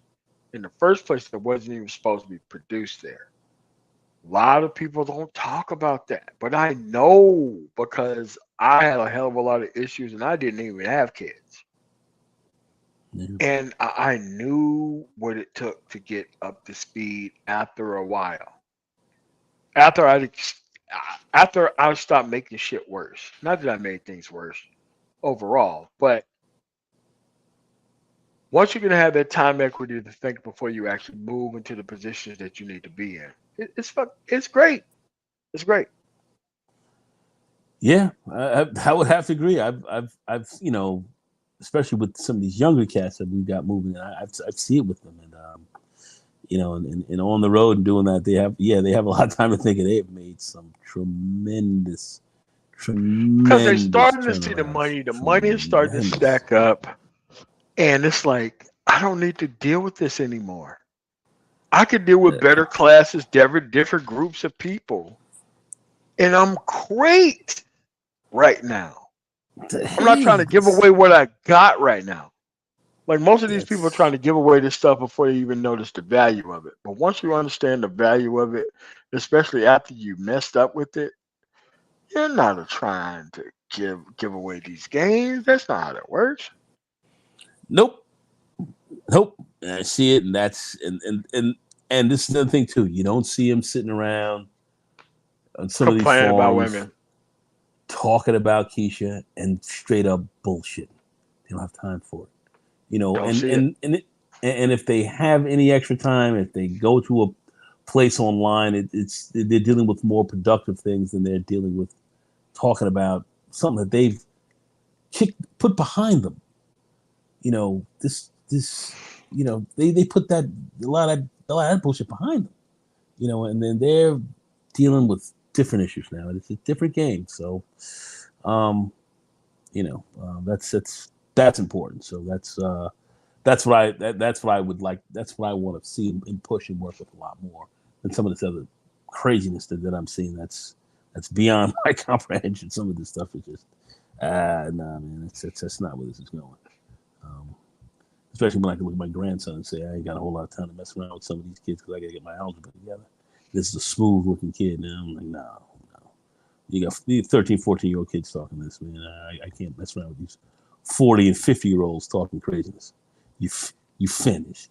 Finish talking that mess. Finish Listen, talking man, about we got to be in a better space for the people that we're trying to create, bro. We got to be yeah. better than that. Got to be better than that, man. So what do you think about this Derek Chauvin getting stabbed 22 times in He pre-zone? he's finished. He's not going to live throughout his 22-year sentence. It's a long time, man. That's a long time to be ducking them He's jugs, man.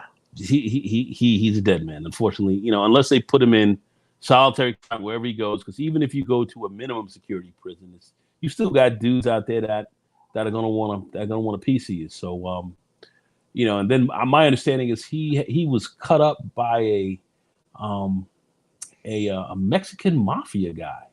So these Mexican mafia guys are all throughout the prison system, throughout the country.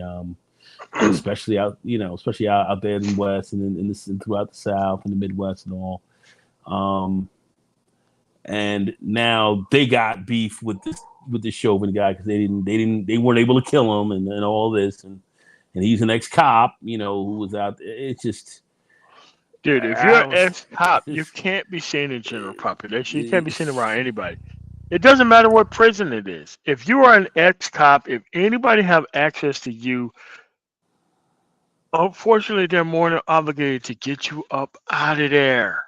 As a cop being Hey, a gen pop who did some shit like that, did you think that still this don't. guy started off day one like that? No, that guy probably got away with a lot of shit before he did Man, that. they got three other cases that came up and because I saw it where they had the police department there in Minnesota burn his badge, melt his number, said that will not be given to anybody else, because he has 3 other cases that are still against him, where some women and all that. We was putting his knee on the necks of women. I mean, this guy was way out of control. So he represents, the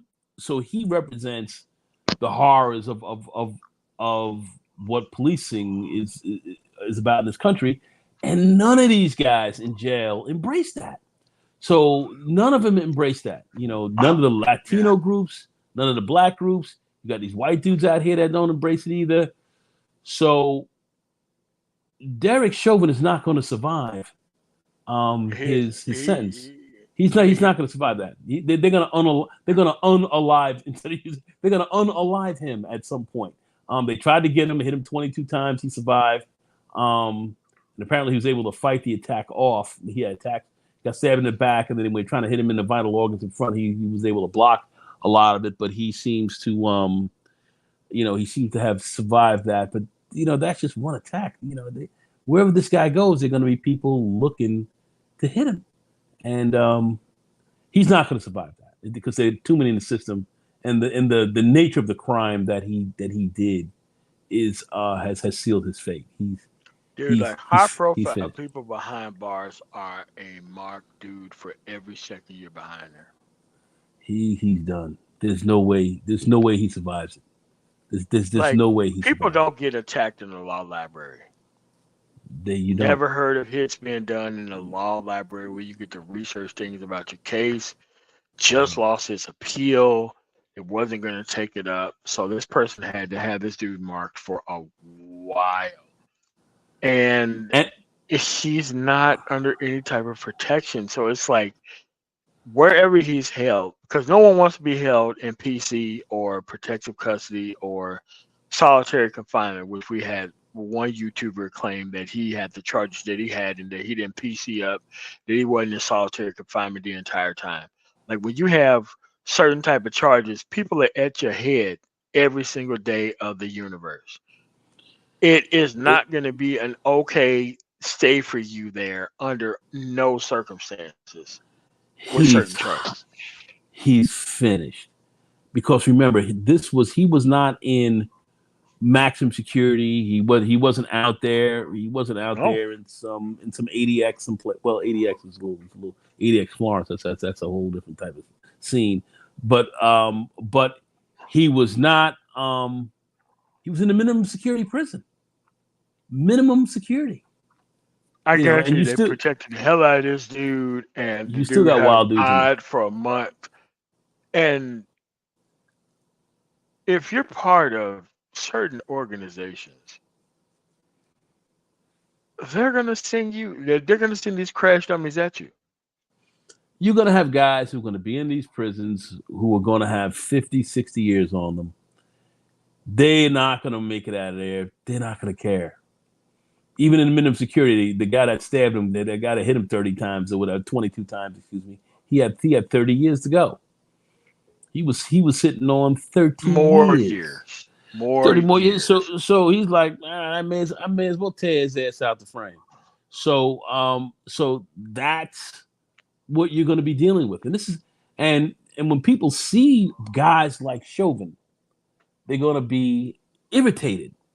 Some guys, just because of their cases and what happened with them in the streets and so forth with the police and all. So when they see a guy like this, they're going to be upset. He's going to be triggering. He's going to be triggering people. And you walking around, especially with the nature of the crime that he did, he's going to be walking around triggering people all over the place. Now you got the Mexican mafia all over you, as well as forget about the Black Gorilla family and all that. Now you got the Mexican. Now you got the come on, man. Like, bro, it's over, man. It's over. Like, bro, if the MA is sending people after you, you got a problem. You got a problem. In the feds, like, dude, people are gonna get stabbed up in the feds like that. Like, that people goes don't. on every day. That goes on routinely. How is this guy gonna survive that? This guy's not. I mean, like, the last person who went through that was like Bolger. Man, you saw what happened. You gotta be there forever.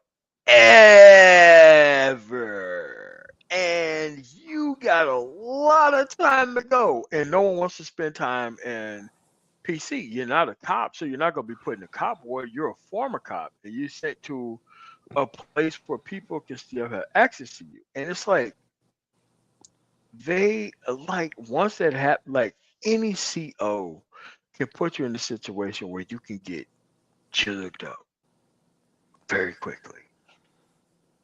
Man, Quote unquote administrative error.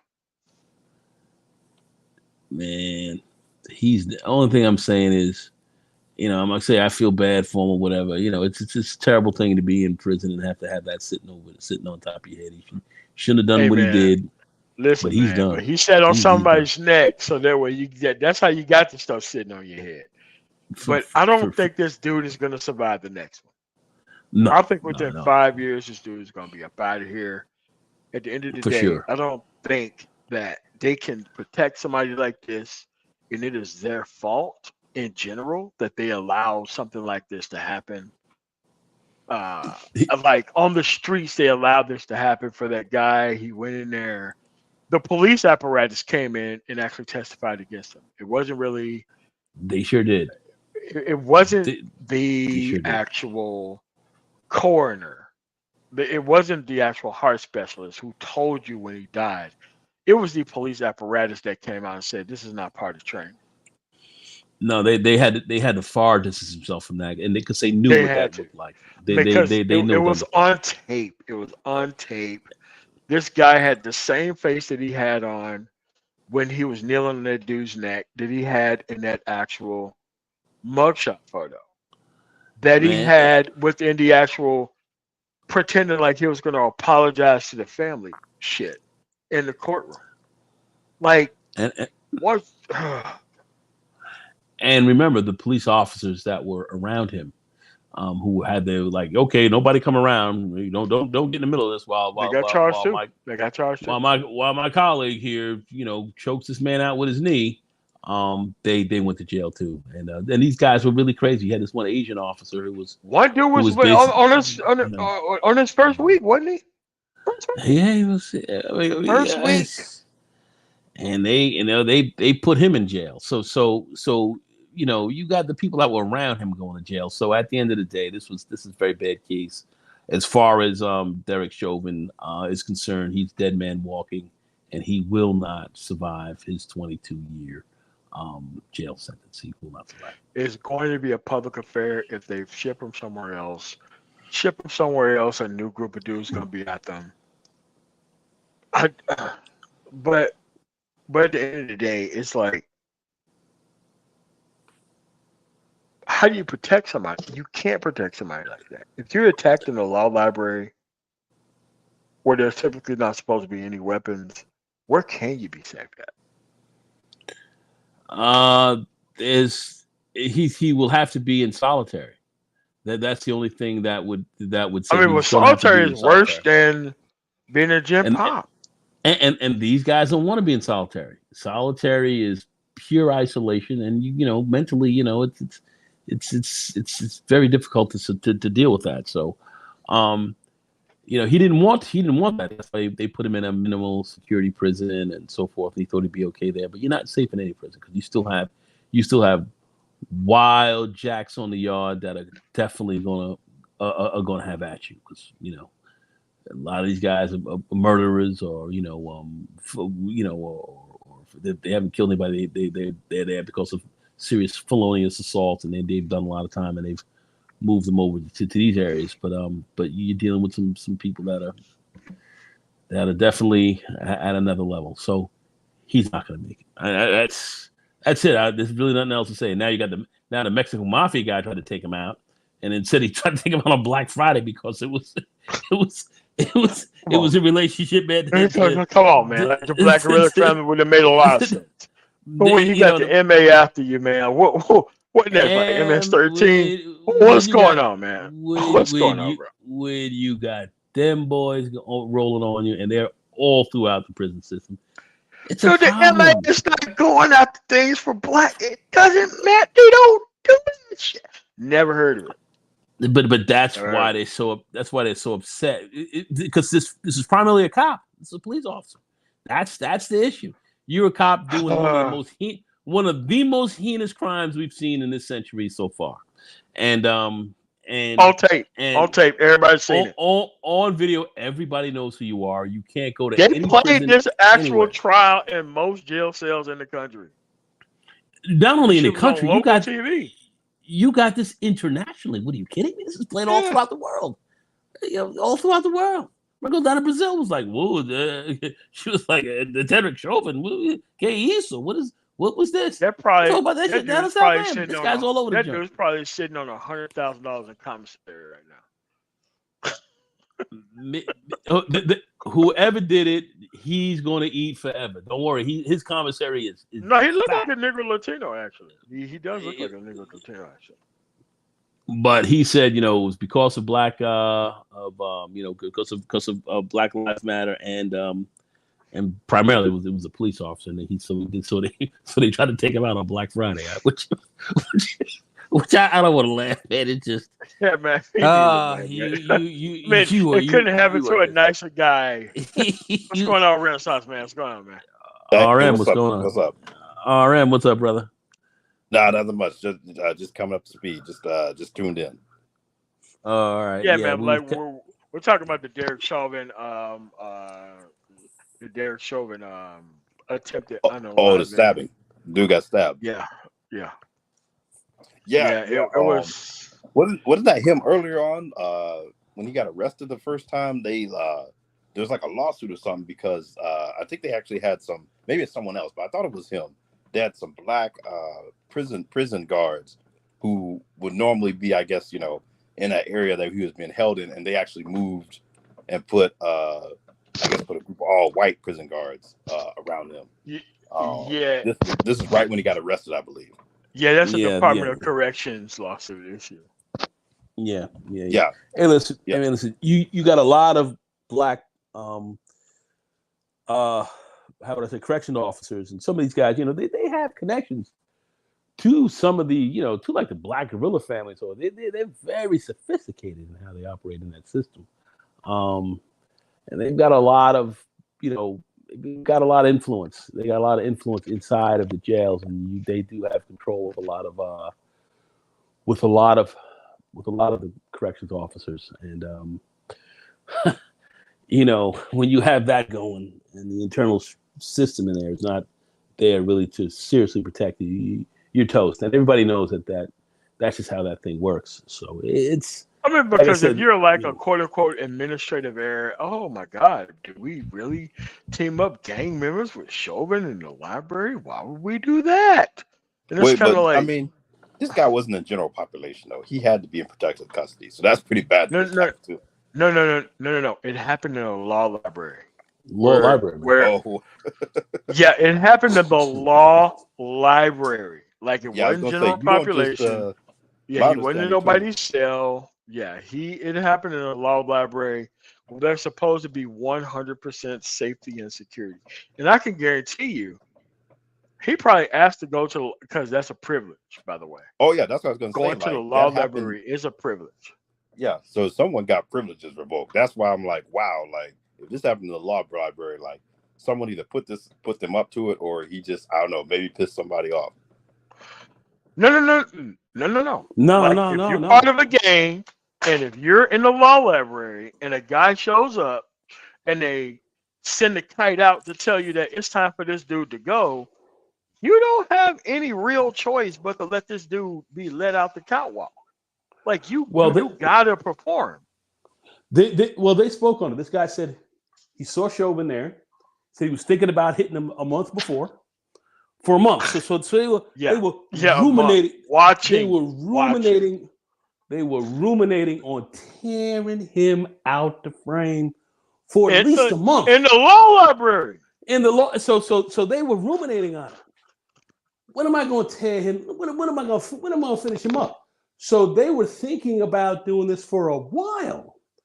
So when they decided to hit him, when this one cat decided to hit him, he said he wasn't even really looking to kill him, is what he said, but apparently he got a little overzealous and put 22 punches on him. So punch holes on them. So, yeah, I don't know, man. I don't know. I find that's this is unbelievable, man. I was laughing here, man. I don't know. Where the hell to go?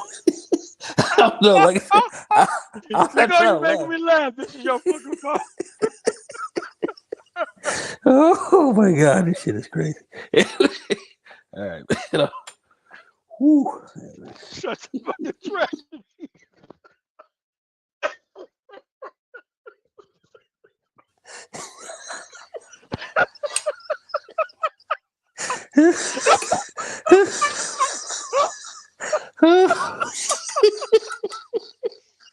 Oh my god! Oh my god! This is terrible. This is terrible. Like that. It's a fucking tragedy. Whew, boy, that's Man, like watch yourself, man. Like your whole body, man. Like you need like some of that newspaper, some of that shit they told you that you could use in prison. Like, dude, I watch like a row. I don't want to be there, but at the end of the day, man, like you should have wore some of that shit. Oh boy.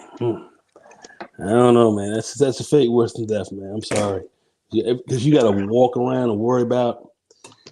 I don't know, man. That's no joke. Anyway, so oh my God. Man, like he didn't need to be there in the first place. Think about it. There was a couple more other cases where he leaned on somebody's neck and he actually killed on people too. They didn't bring that shit up. They didn't put those people on trial. But but this stuff was so on tape. That's what the problem was in this case. It was so on tape, and the way his lawyers tried to defend it, and it was just wild. It was just wild. I don't know, man. Like I said, it's a tough one, and may God be with him. That's all I can say. This is not going to end well. Yeah, I mean he has a lot of time left, and it's like I mean because there's like a lot of stuff that he's go got ahead. pretty much a life sentence, so like He does. it's not just a lot of time left. Like you're gonna pretty much die in there unless like he has some successful appeal, which I heard. I haven't really looked into it, but it showed up in my feed. I guess Jason Whitlock and like Megyn Kelly are now like hyping some new documentary that's come out about George Floyd, and now trying to. They always do another documentary trying to shock jock and do all this stuff. And this is why I was shocked when you had so many people not understanding who Jason Whitlock was. I let them step off the cliff, off the corner. Like, dude, Jason Whitlock has been this guy for the last 20 years. Yeah, no. They were trying to say, oh, Keith Ellison threw this guy under the bus, and I was just like, are we really gonna sit up here and try to like change the narrative after we saw it on video? Then after they didn't arrest this guy after 3 days, and he was already, they find out after the point before they arrested him, was trying to make a plea bargain with them behind the scenes before he turned himself in. And then on top of that, you had a coroner's report from the state that tried to say, oh, well, this guy died of a heart attack. And it's like, oh, okay, we go get an independent one. We're like, no, like he died because we all saw like someone putting a knee on this guy's neck for 9 minutes. That's crazy. But they could get away with that stuff before. They can't get away with that stuff now.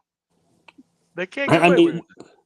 I mean, you had guys here in the manosphere who were trying to, say the same thing. They were talking that craziness. But when you look at the tape, when you look at the video, I mean, this is on video. I mean, this is not like you're taking somebody's word for this. You're looking right at it.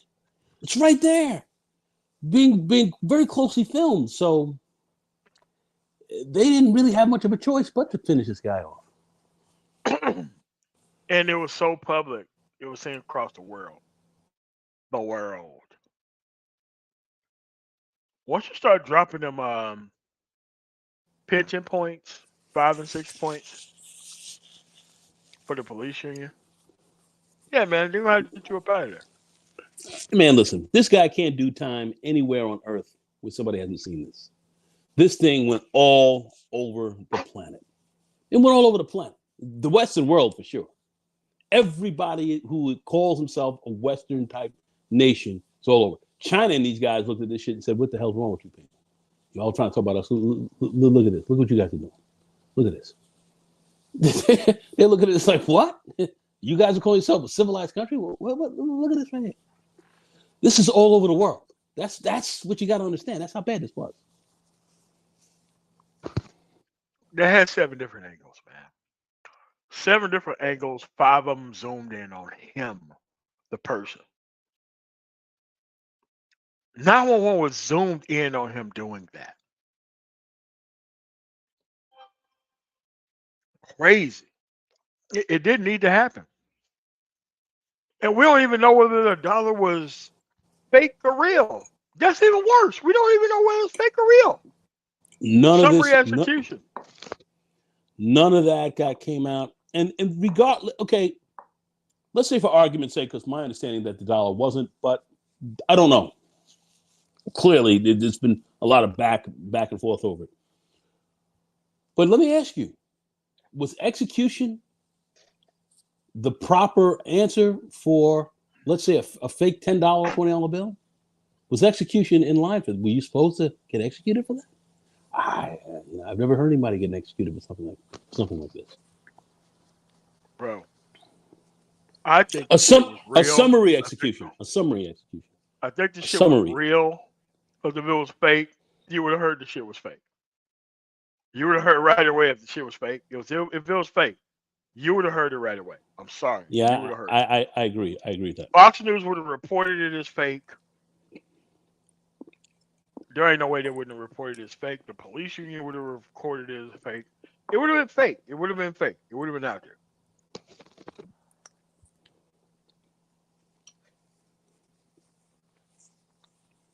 Incredible. I'm sorry.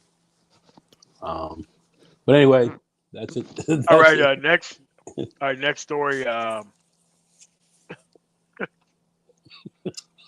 Your man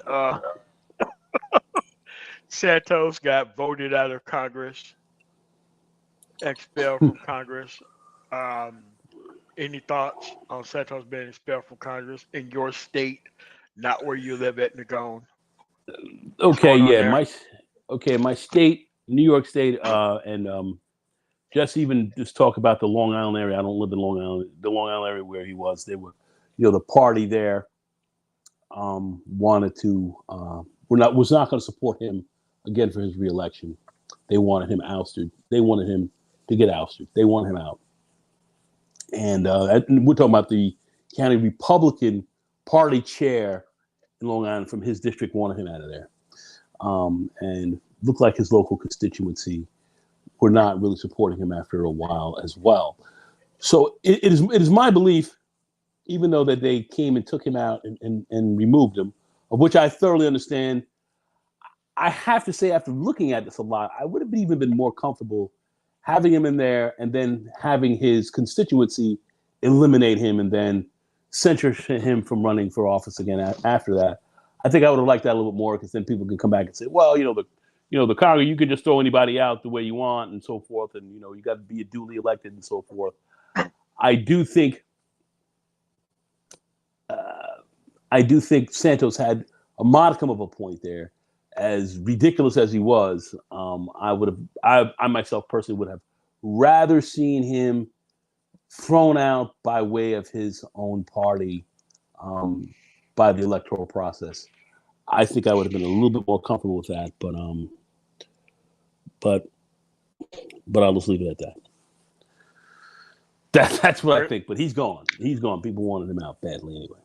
Your Renaissance? Yeah. No, like the thing is, it took this long to get this dude out of here. Like, we've known about this for over a year.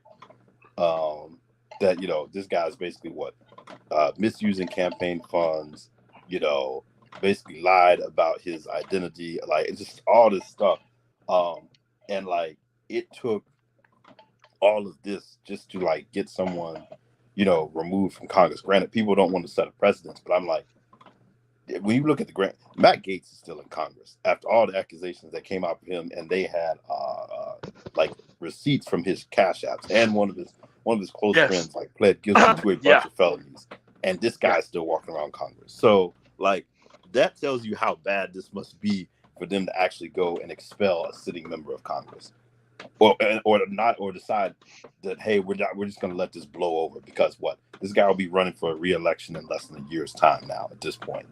So he spent half of his term like with this cloud over his head.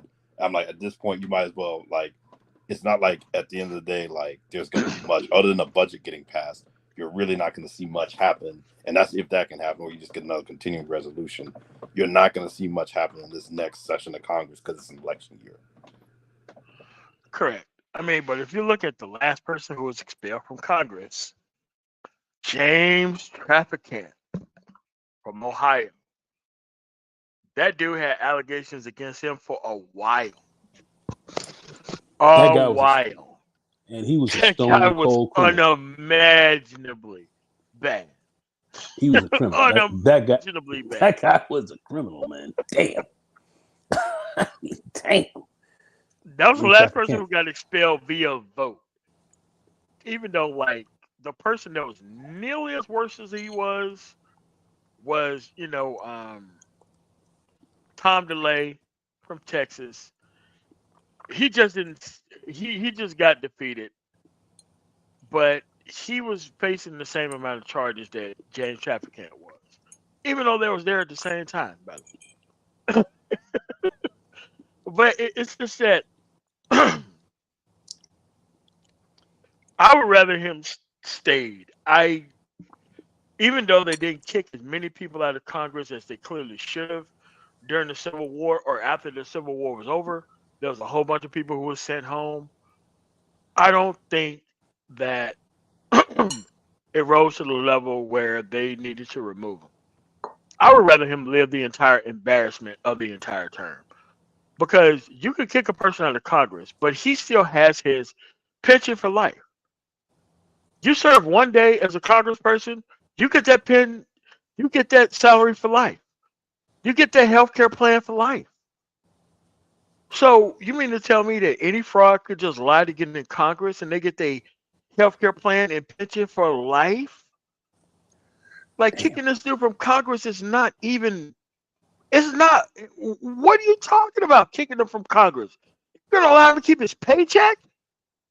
You're gonna allow him to keep his paycheck? Yeah, he was expelled, and he still gets a congressional pension. He certainly does for life. I forget how much. On my part.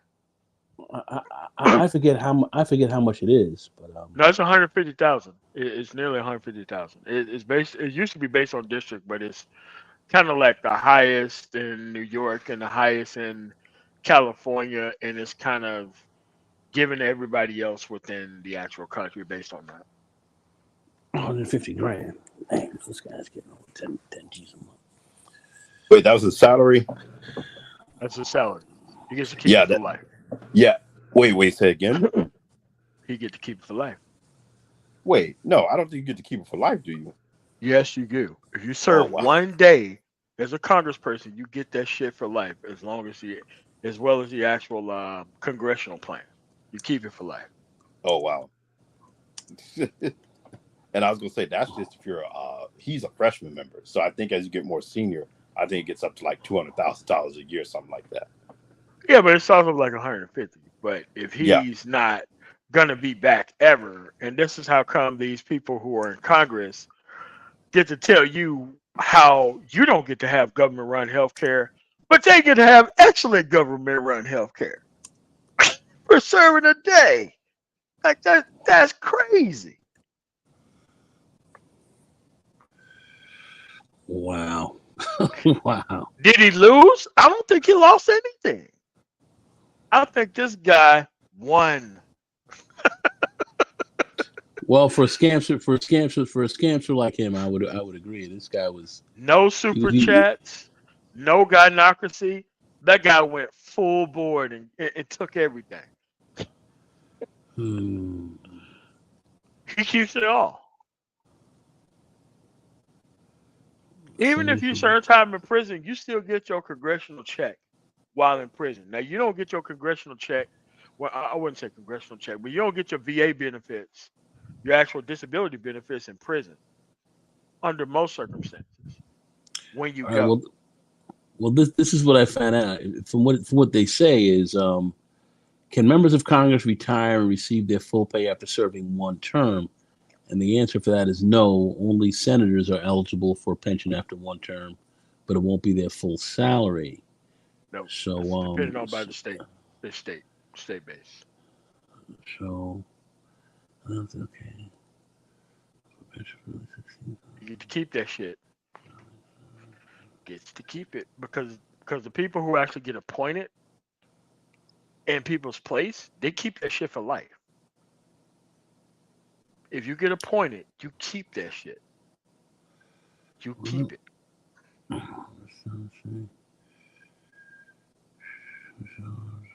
That's why he rolled the fuck out of there. Like, I think that there should have been more coverage before that actual dude rolled out of there. He probably was told to get out of there. What do you think, Nagano? You I think he think he was was told to told. roll out? Looking at how sociopathic this guy is. I think he was told to roll out, and he said, "To hell with y'all." I think he just strictly is a sociopath. I think he thinks strictly for himself, and I think they told him to leave because I know the Long Island folks told him to get the hell on up out of there, and he didn't listen. So I think he was told. I don't think he listened. I don't think this man listened. I think he said, "I'm going to hang." That's what I really believe. I think the he's that level of a sociopath. I think that's where this guy. Man, I would be so fucking like, dude. Like, I've listened to like all the bullshit that he said. He was a Wall Street guy. Mother died in 9/11. Just all kinds of crazy shit. No one thought to get this dude up out of there. The dude had access to classified information for nearly an entire year. Nobody wanted to kick this dude up out of there. This guy was a real problem, man. He was a problem. I think they brought it up for a vote because he wouldn't leave. That's why I think they brought it up for a vote. They had to bring it up for a vote. Yeah, what do you think? Yeah. They definitely, the Republican Party realizes how bad this guy was looking, and really coming into coming into the elections of 24 with this guy still out there, as wild as he was, and that he's in Congress. It just, the Democrats were just going to have a party on this dude. They were going to have a party on him, and they didn't want him standing up being a representative of their party, looking like that. They wanted him out, and still, I think 100 senators Republican senators, still 100 still supported him, which is wild enough. Yeah, there was 2 people who voted president. There was 2 Democrats who voted for him to stay. I would have voted for him to stay because I wanted to live. I would want that Long Island district to live out the humiliation of the person that they elected to Congress. Like, nah, you're not getting away with this shit. No, sir. You're gonna have to live this shit out. This is who you voted for. The guy with no track record, no history. That's on you. No problem. Yeah, I kind of would have liked to have seen him get expelled by his constituency. I would have liked to have seen that. But I understand why they tore him out up in there. I understand why they did so. I do understand that, just because of the optics and what this party is really going to try to run on, and they, contrary to popular belief, it's not going to be God. easy. Having It's not going to Trump be. and like, It's not going to be. having Trump and It's not going to be easy Santos on run the for him. same ticket. It's not going to be. Bro, It's not going. like the death ticket It ain't. implications are crazy. It ain't going to be an easy run for him, man. I know a lot of people thinking so, but it's not. So, they don't want to have that. They don't. Yeah, want to have that. Renaissance. RM, are you there? I don't know if he's on speaker. Yeah. Okay. All right. We'll just go to the next issue. The actual not that we need to get into it, but the Israeli offensive have continued. Wow. Looking really, that's looking bad. It did to me, as far as the public relations game is concerned, Israel has lost. If there ain't no already. way you're gonna be able to keep this up over months and years at this point, especially when Egypt told you a year in advance through intelligence that this thing was gonna happen, and you still let it happen, let Yep. these people get kidnapped and all that kind of other stuff. And it's like, Yep. at some point, a ground invasion is not gonna fix or clear this actual issue. It's not. Like, because you get more intelligence targets as you're actually releasing hostages and trading them back and forth. And once you don't have anything to trade, you go back into full war mode. You're not going to be able to survive this actual PR disaster that is impending. You're not going to be able to do that. They've lost the PR war already. It's only going to get worse. And what Israel should be thinking about doing right now is talking about this offensive stuff or whatever, but working behind the scenes to slow this thing down and back on out of here quietly. You can't be at a full wartime capacity against somebody who don't have the ability to fight. You can't do that after a ceasefire. I've never seen a ceasefire go back into full-on military. Could you imagine like the actual Iraq and Afghanistan? Well, I wouldn't say that. The first Gulf War. Okay, the people went back from Kuwait, and once they got over the border, you continue military operations later. Unimaginable that that's the case. A lot of heat's going to be on Biden too right now to sit down and Biden. Correct. I don't think he has the ability to control that. He may not, but if he gets out there and starts saying some of the right things right now out front, it could help to put some pressure on them. He's got to start changing. He's got to start changing some of his rhetoric at this stage. I think, and without question, you now have a large part of the intellectual of the intellectual community with respect to what's going on out there. You have a large, you have historians and so forth. I mean, even when Henry Kissinger, who died, just recently, as we know, former Secretary of State of the Nixon administration. And that was going to be my next story, but yeah. But even with that, I mean, he's taken post-mortem. He's taken heat behind this, because that wasn't settled. So you'll get into that a little bit more. But that was one of his marquee things that he was responsible for. That's exactly right. The things that he was responsible for outside of that. I think every president had to go through Kissinger and actually sit. Well, you saw Carter. Carter came out and made some very, he came out with the book, The Blood of Abraham, and all that, and he started to speak on how this thing needed to be handled, and he's coming out against what's happening. Carter, he's old, his wife passed and all, so he doesn't care. He's just saying what he's got to say, and people are upset at him. I think at a certain level, breaking out what the truth is, but he's putting some heat out there, and I think he's doing right. He's at the age now where he's got the freedom to, without question, without any political, blowback, to say what he needs to say. And I think he's dead on the money on that at this stage. I think they should have. Because the Hamas side was going to run out of people to give up. That's what the point was. They was going to run out of people to give up in exchange because they didn't really run in and grab people like that the way the other side have grabbed children. That's right. To do that.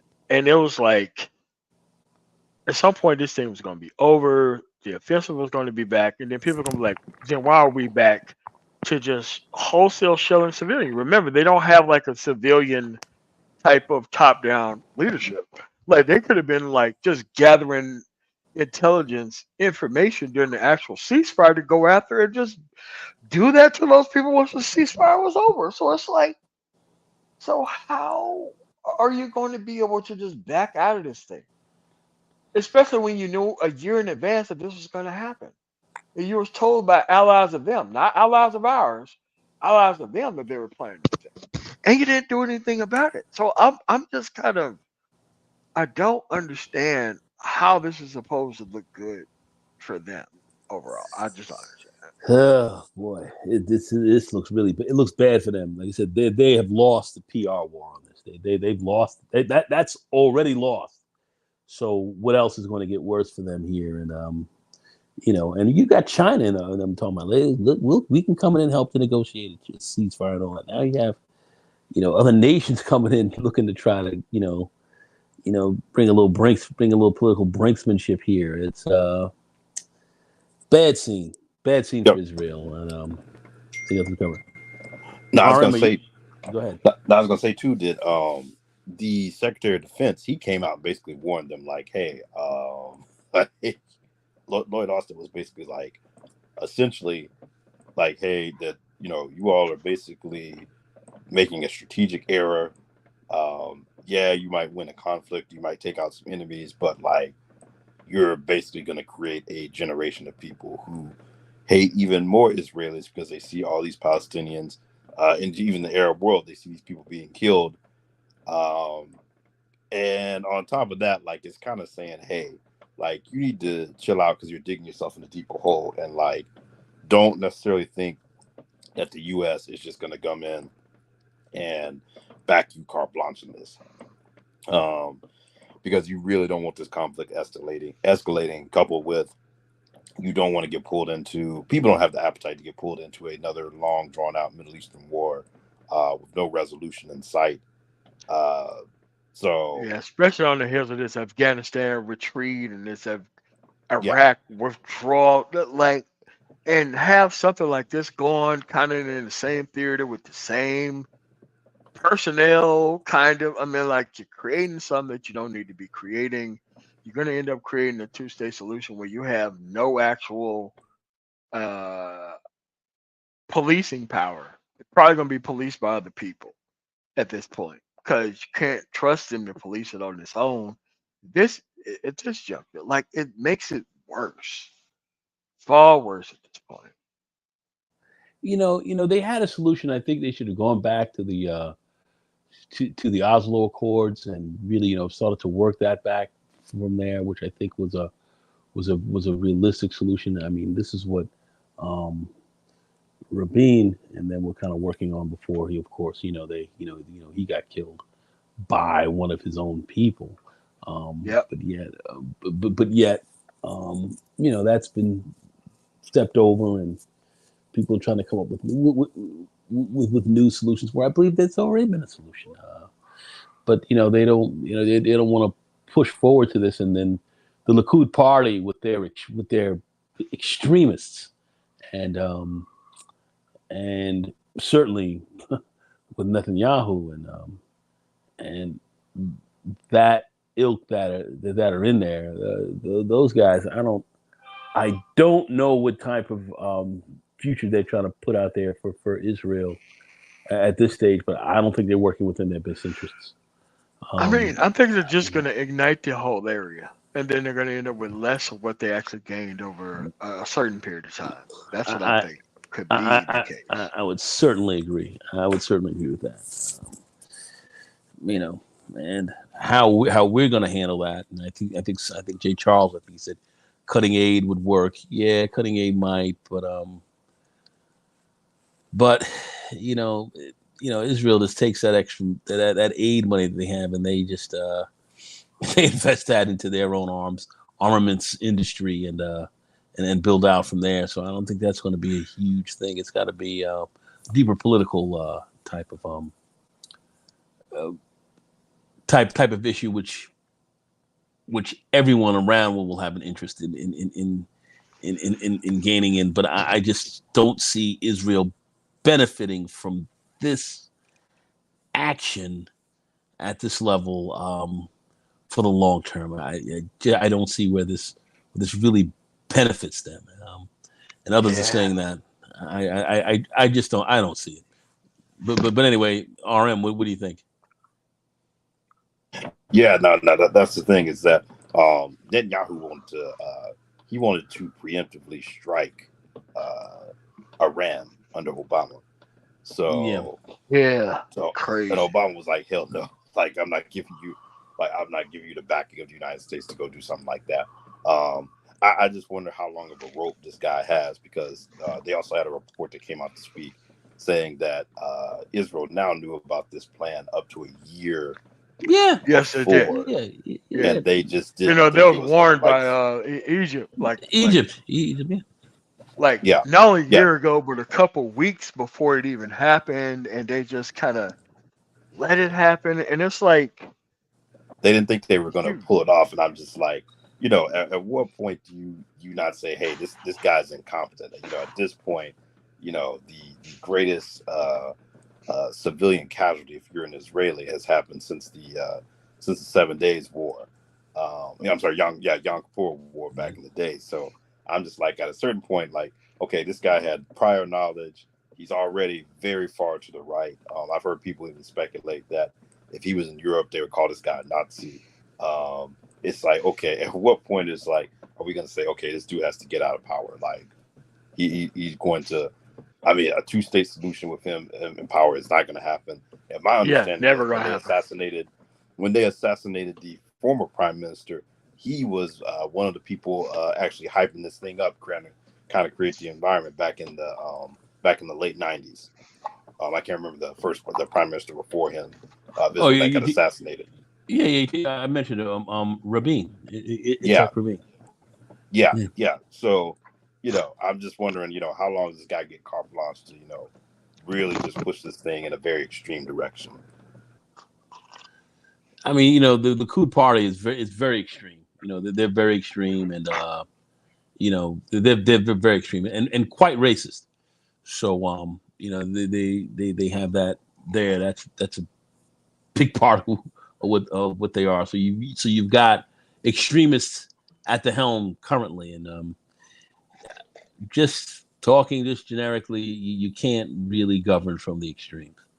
And I don't think these guys can be. They're not making good decisions right now, and I don't suspect things are going to get any better by pushing this. By extending this war currently, but by extending it, I don't see it. No. But we're going to have to talk about an after actions report that includes them knowing this thing was going to happen before it did a year before. So, that's worse than anything else I can imagine. That's the worst case scenario. It's the after actions report by another reporting body that isn't the UN.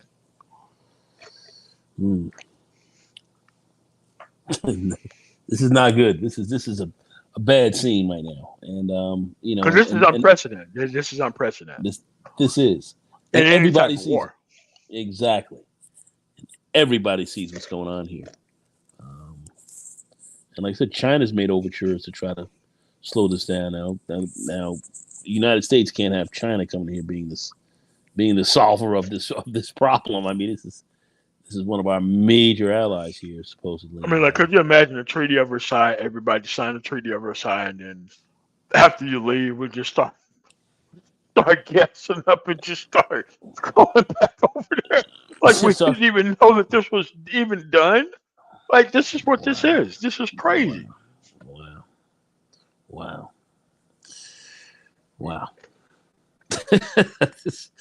It's very little else to say. Imagine with the whole world watching. We just decide, you know what? Thank you guys for signing. We're going back to the previous actions. We out though. But we out though. We out though. Actually, we coming back in though. Oh my gosh. Crazy. It's crazy. It's crazy. Like you're gonna have a ceasefire. You get as much as you can get from the ceasefire. They have nothing else to give because they have nothing else to trade. Then you just resume operations. Dude, that is unimaginably crazy. I don't know what the end game is going to be on this. There's a lot of wrangling back and forth, but ultimately, what Israel is going to do in the next week or two is going to be pretty key. They are definitely not on the proper side of history, I don't think, right now, and what they're doing currently is just moving this greater. And Jay Charles, I just saw him in the chat. You're right, war crimes. These are war crimes. I mean, if you're just selling civilians, there's no typical military leadership. You do a ceasefire to increase your level of targets that you can actually go after. It's unimaginable that it can't be seen as that. It's unimaginable. It can't be seen as that. I mean, because like when the Iraq Gulf War conflict was over, people removed their forces from Kuwait. War was over. There was a war because they went over the line. They went back over the line. War was over. Okay. 5 minutes after the war is over, you're going back in after you didn't sign the agreement. Like, hold on a second. What was the pause in conflict about? If you could just go back in and decide, like, we're just going to resume operations. Well, it looked like they got a few of their hostages out, a few hostages released, and said, okay, that's great. Thank you, guys. And let's get back to business. What? But it's like they didn't have anything else to actually trade. They didn't. So, and I get it. They were going to keep that ceasefire going as long as they possibly could. That makes sense to me. Oh. Well, it's like, look, you ain't got nothing else to actually trade. Yeah, well, we're just about to start firing up these jets and going back in. So how are you going to go from not having these actual, let's call it targets before? You mean to tell me that you're not gathering intelligence during the actual release of people in the celebration of on each side, and then you going back in again? Like, how do you get a hold on the actual civilian death count? Like, I don't know how even that works or happens. Well, I don't know. It seems like they stopped counting after they said 10,000 people were killed. So. Well, they were disputing it. Like, the Israelis were basically saying, hey, we don't believe the Palestinians when they say 10,000. Even Biden at first was kind of doubting it, but I think they kind of walked that back. Like, there's like video and stuff out here. Like, this is probably pretty accurate, if not more. Yeah. They were saying between 10 to 12,000. So the numbers are looking fairly high. And if they go back in again, what you're going to do, how many more? They resume for a couple of days, and they say they have more targets, and then you talk about the actual collateral damage from that.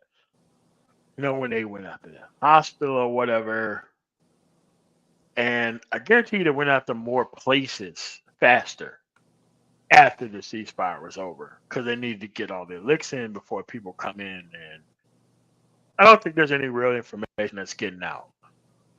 Yeah. Because they're not allowing anybody in the area. Not even the Red Cross for the most part. Too bad Mike's not here because I know Mike, he works with those Palestinian groups. He's probably even getting more insight because, the media is a little, the media he's still where he is at. So, we'll just wait till you come back next week. We'll just talk about it then. But at the end of the day, it's just that this is a conflict that didn't need to happen. They knew it was going to happen in a year in advance. They just prepared their plans with what they were going to do after this happened. And it's like, could you imagine World War II? We knew they were coming in on D-Day. We knew in advance, way in advance. Even though this is some conspiracy conspiratorial thought, but just imagine that it was proven that they knew Pearl Harbor was going to happen. Well, The actual reaction of man, apparently, apparently they have some fairly what they consider accurate information on the attack on Pearl Harbor. Roosevelt and them knowing before that this was going to happen. This was yeah, going to get no. us into the war. They seem to have some rather actionable stuff on that, but I mean, but like this actionable, like verifiable by another country that's not part of the quote unquote coalition. I mean, this is an unbelievably bad scene, and everyone's talking about how the Third World War is going to jump off from here, and I don't see that happening. No, I don't see. I don't see people risking like the U.S. could just drop a bag on these other countries who, quote unquote, lost money off of investing in the area. Like they could do that with like a month of like one of the U.S. states military like budgets on a monthly basis could drop this type of bag on these other areas, not to just rush in. Like I never thought this was going to balloon into some World War III type situation. I thought the people who was pushing that nonsense was crazy, or they didn't know Yeah. anything geopolitically about the actual area. Like they keep thinking that random acts of violence is going to turn into an army about. Like no, you got to have clear coalitions, clear sides, clear objectives, clear everything else. That was just never going to be the case. Agreed. Yeah, Arm, you got anything to add? No, I think we covered it. I think we got it. Mm-hmm. All right, so we're going to go to your actual story, which is the Lindsey Graham talking pure nonsense over social media.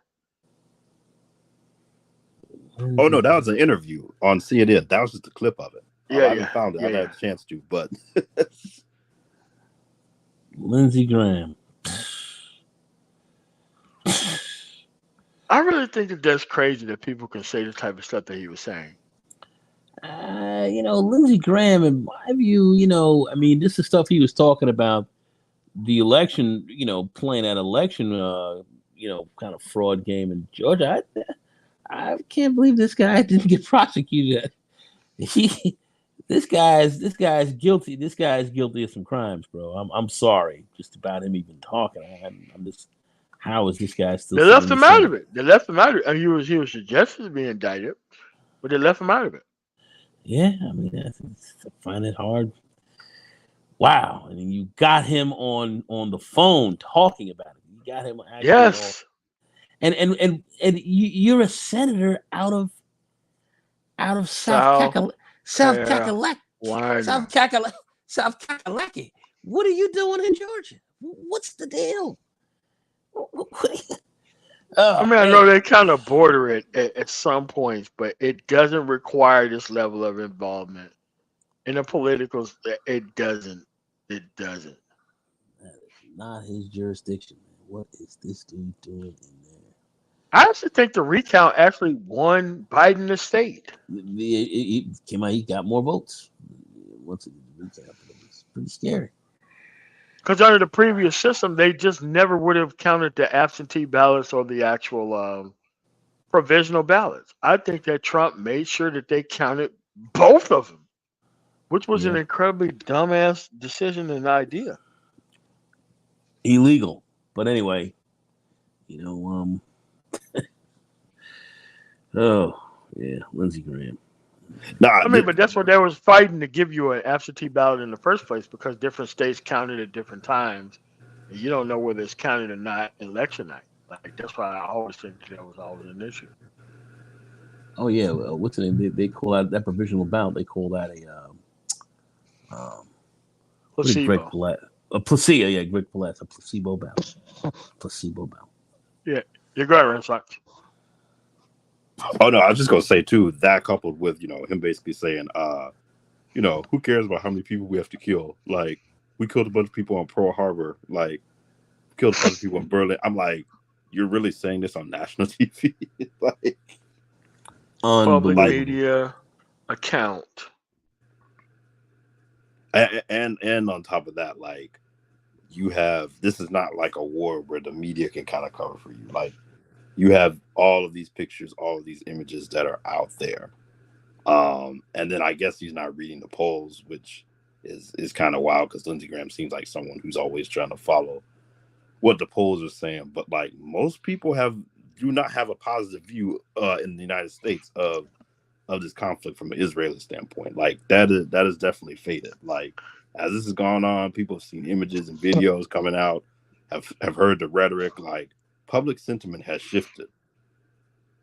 And I don't know if you Especially guys, from evangelical Christians, that the main people who never really cared. Even among them, the numbers are down. That they support what's going on.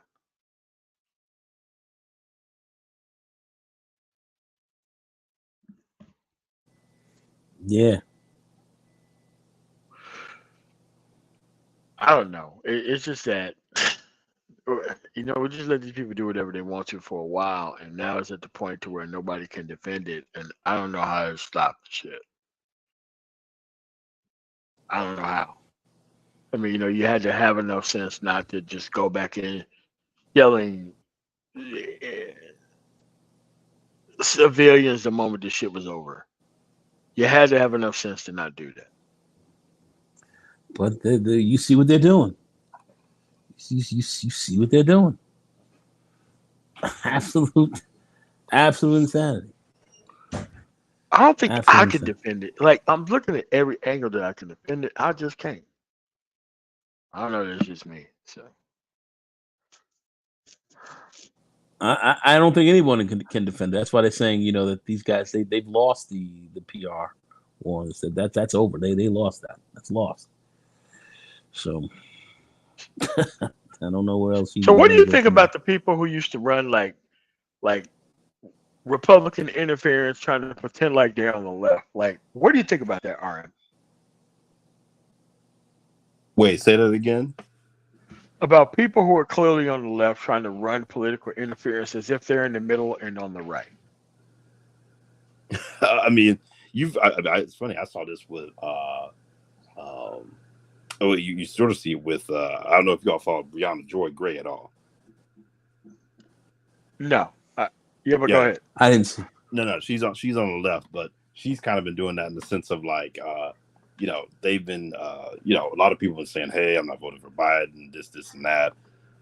And they actually were like going down this dude's list of accomplishments, and they were just pretty much like, well, he said he was going to cancel all student debt, and he didn't do that, so I got to hold him accountable because he made that promise. And I'm just like, What? I'm like, he What? definitely tried. Like, most people have to admit, like, they did not think Biden was going to do the things he did. He has governed more. I mean, he's He still pulled not way going to more be. to the left. Like, people don't know what Biden's record is. Yeah, He been pulled way to the left, and most people like, oh, I don't like leftist ideas, and it's like, dude, if we were to break down what was left, we'll be here all night, and you'll be here for everything that we're actually talking about. yeah, Come on. and one of the things they were trying to tell her that, these people were claiming that they want leftist / populist type of politics. You know, they were talking about, if you look at his National Labor Relations Board, where he's basically one of the rulings that they have come out with, that, hey, essentially, if you're trying to organize a union, and they find out that essentially that people are trying to union bust, like, in the midst of a vote or leading up or trying to have any sort of retribution, the management is like, they have to go ahead and just recognize that union and start bargaining with them. Which is, they were like, literally has, like, most people don't know it, but they're just like, that's probably the most progressive thing you've seen done for the labor movement in the past 50 years. People Yes. are overlooking all this stuff and say, oh, well, he didn't do this, he didn't do that. And I'm just kind of like, either these people are like, just like, really just don't get it, or like, you are just someone who actually is on the right, or in the middle, and really all of the talk of, oh, I'm a leftist, I want these politics, like, you've just been trying to basically sabotage really Democrats in general the whole time. Yep. Like, and that's what I mean. Like people who kind of barrel roll into conversations, y'all know what's going on, said that they made more money during the last administration, can't tell you what job they had, that you can verify that that's even the case. And it's kind of like, oh, okay, well, if you don't convince me by focusing the conversation on me, I'm just gonna not participate. So I'm like, all right, man, where do you live at? Okay, never gonna visit there. I just go somewhere else where they know what's at stake and all that kind of other stuff. So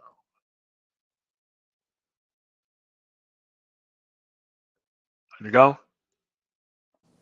Totally agree. Agreed. I think of I that. think it's a Agreed. bad idea to wrap the conversation around the black vote around politically ignorant people. You give them the ability to bug dance and act like they got the ability to have power within the system, you're forever going to have to pander to those people.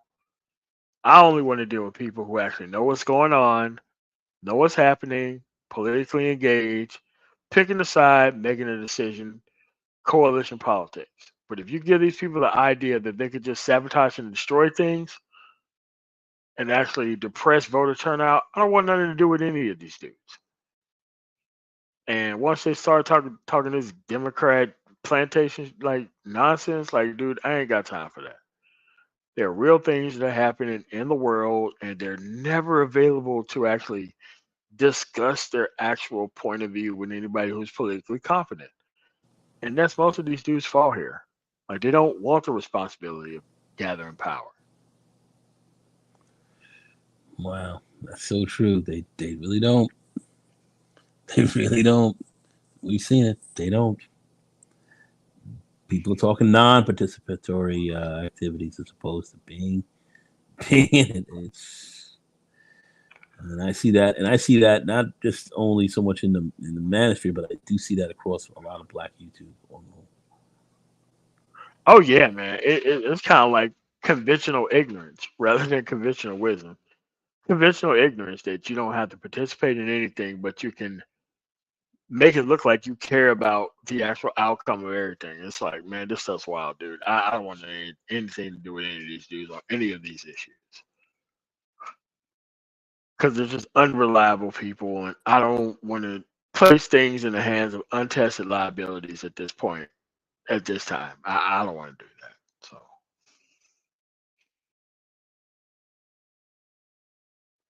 Yep. No, I agree. I agree. Totally agree with that. Totally I agree. really think that the more you try to tell politically ignorant people about politics, the more you invest in them not even learning about the system itself. Because they come in with the actual idea of not knowing anything. They ask questions in a way that would infuriate a person who would have basic level of knowledge to try to get them up to speed. And then once they're up to speed, they walk away from the conversation as if it never happened in the first place.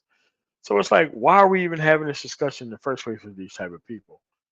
I'll just say this, man. I wouldn't even worry about the black vote because the people who are like trying to leverage the black vote, they're not even fighting their family members on conservatism in their own family.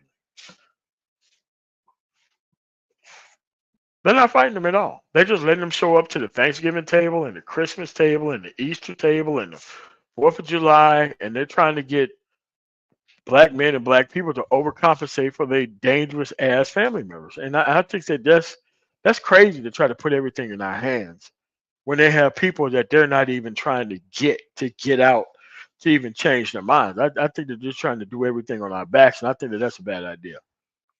Way bad.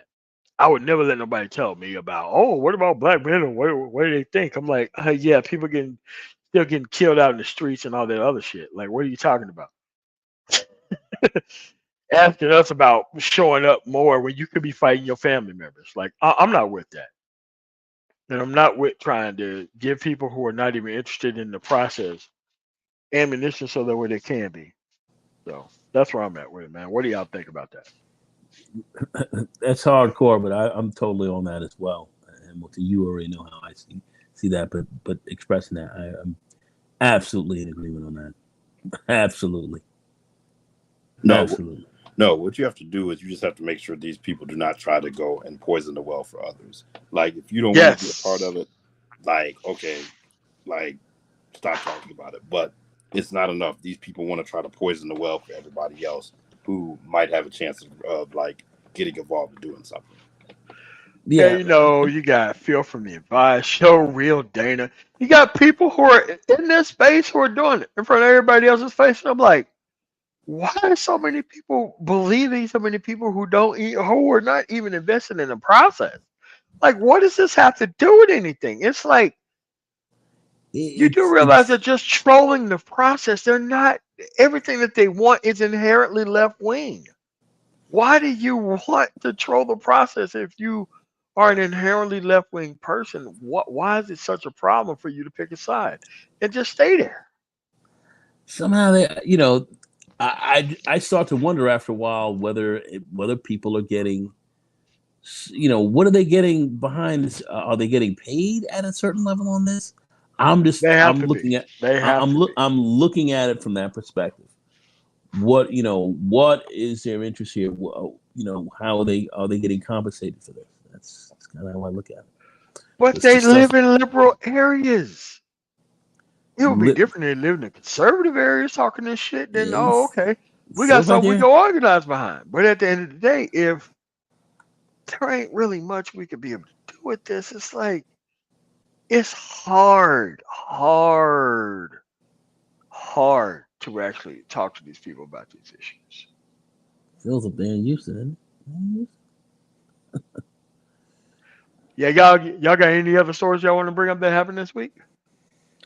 No, I think that's we've kind of covered that. I think those are the big ones.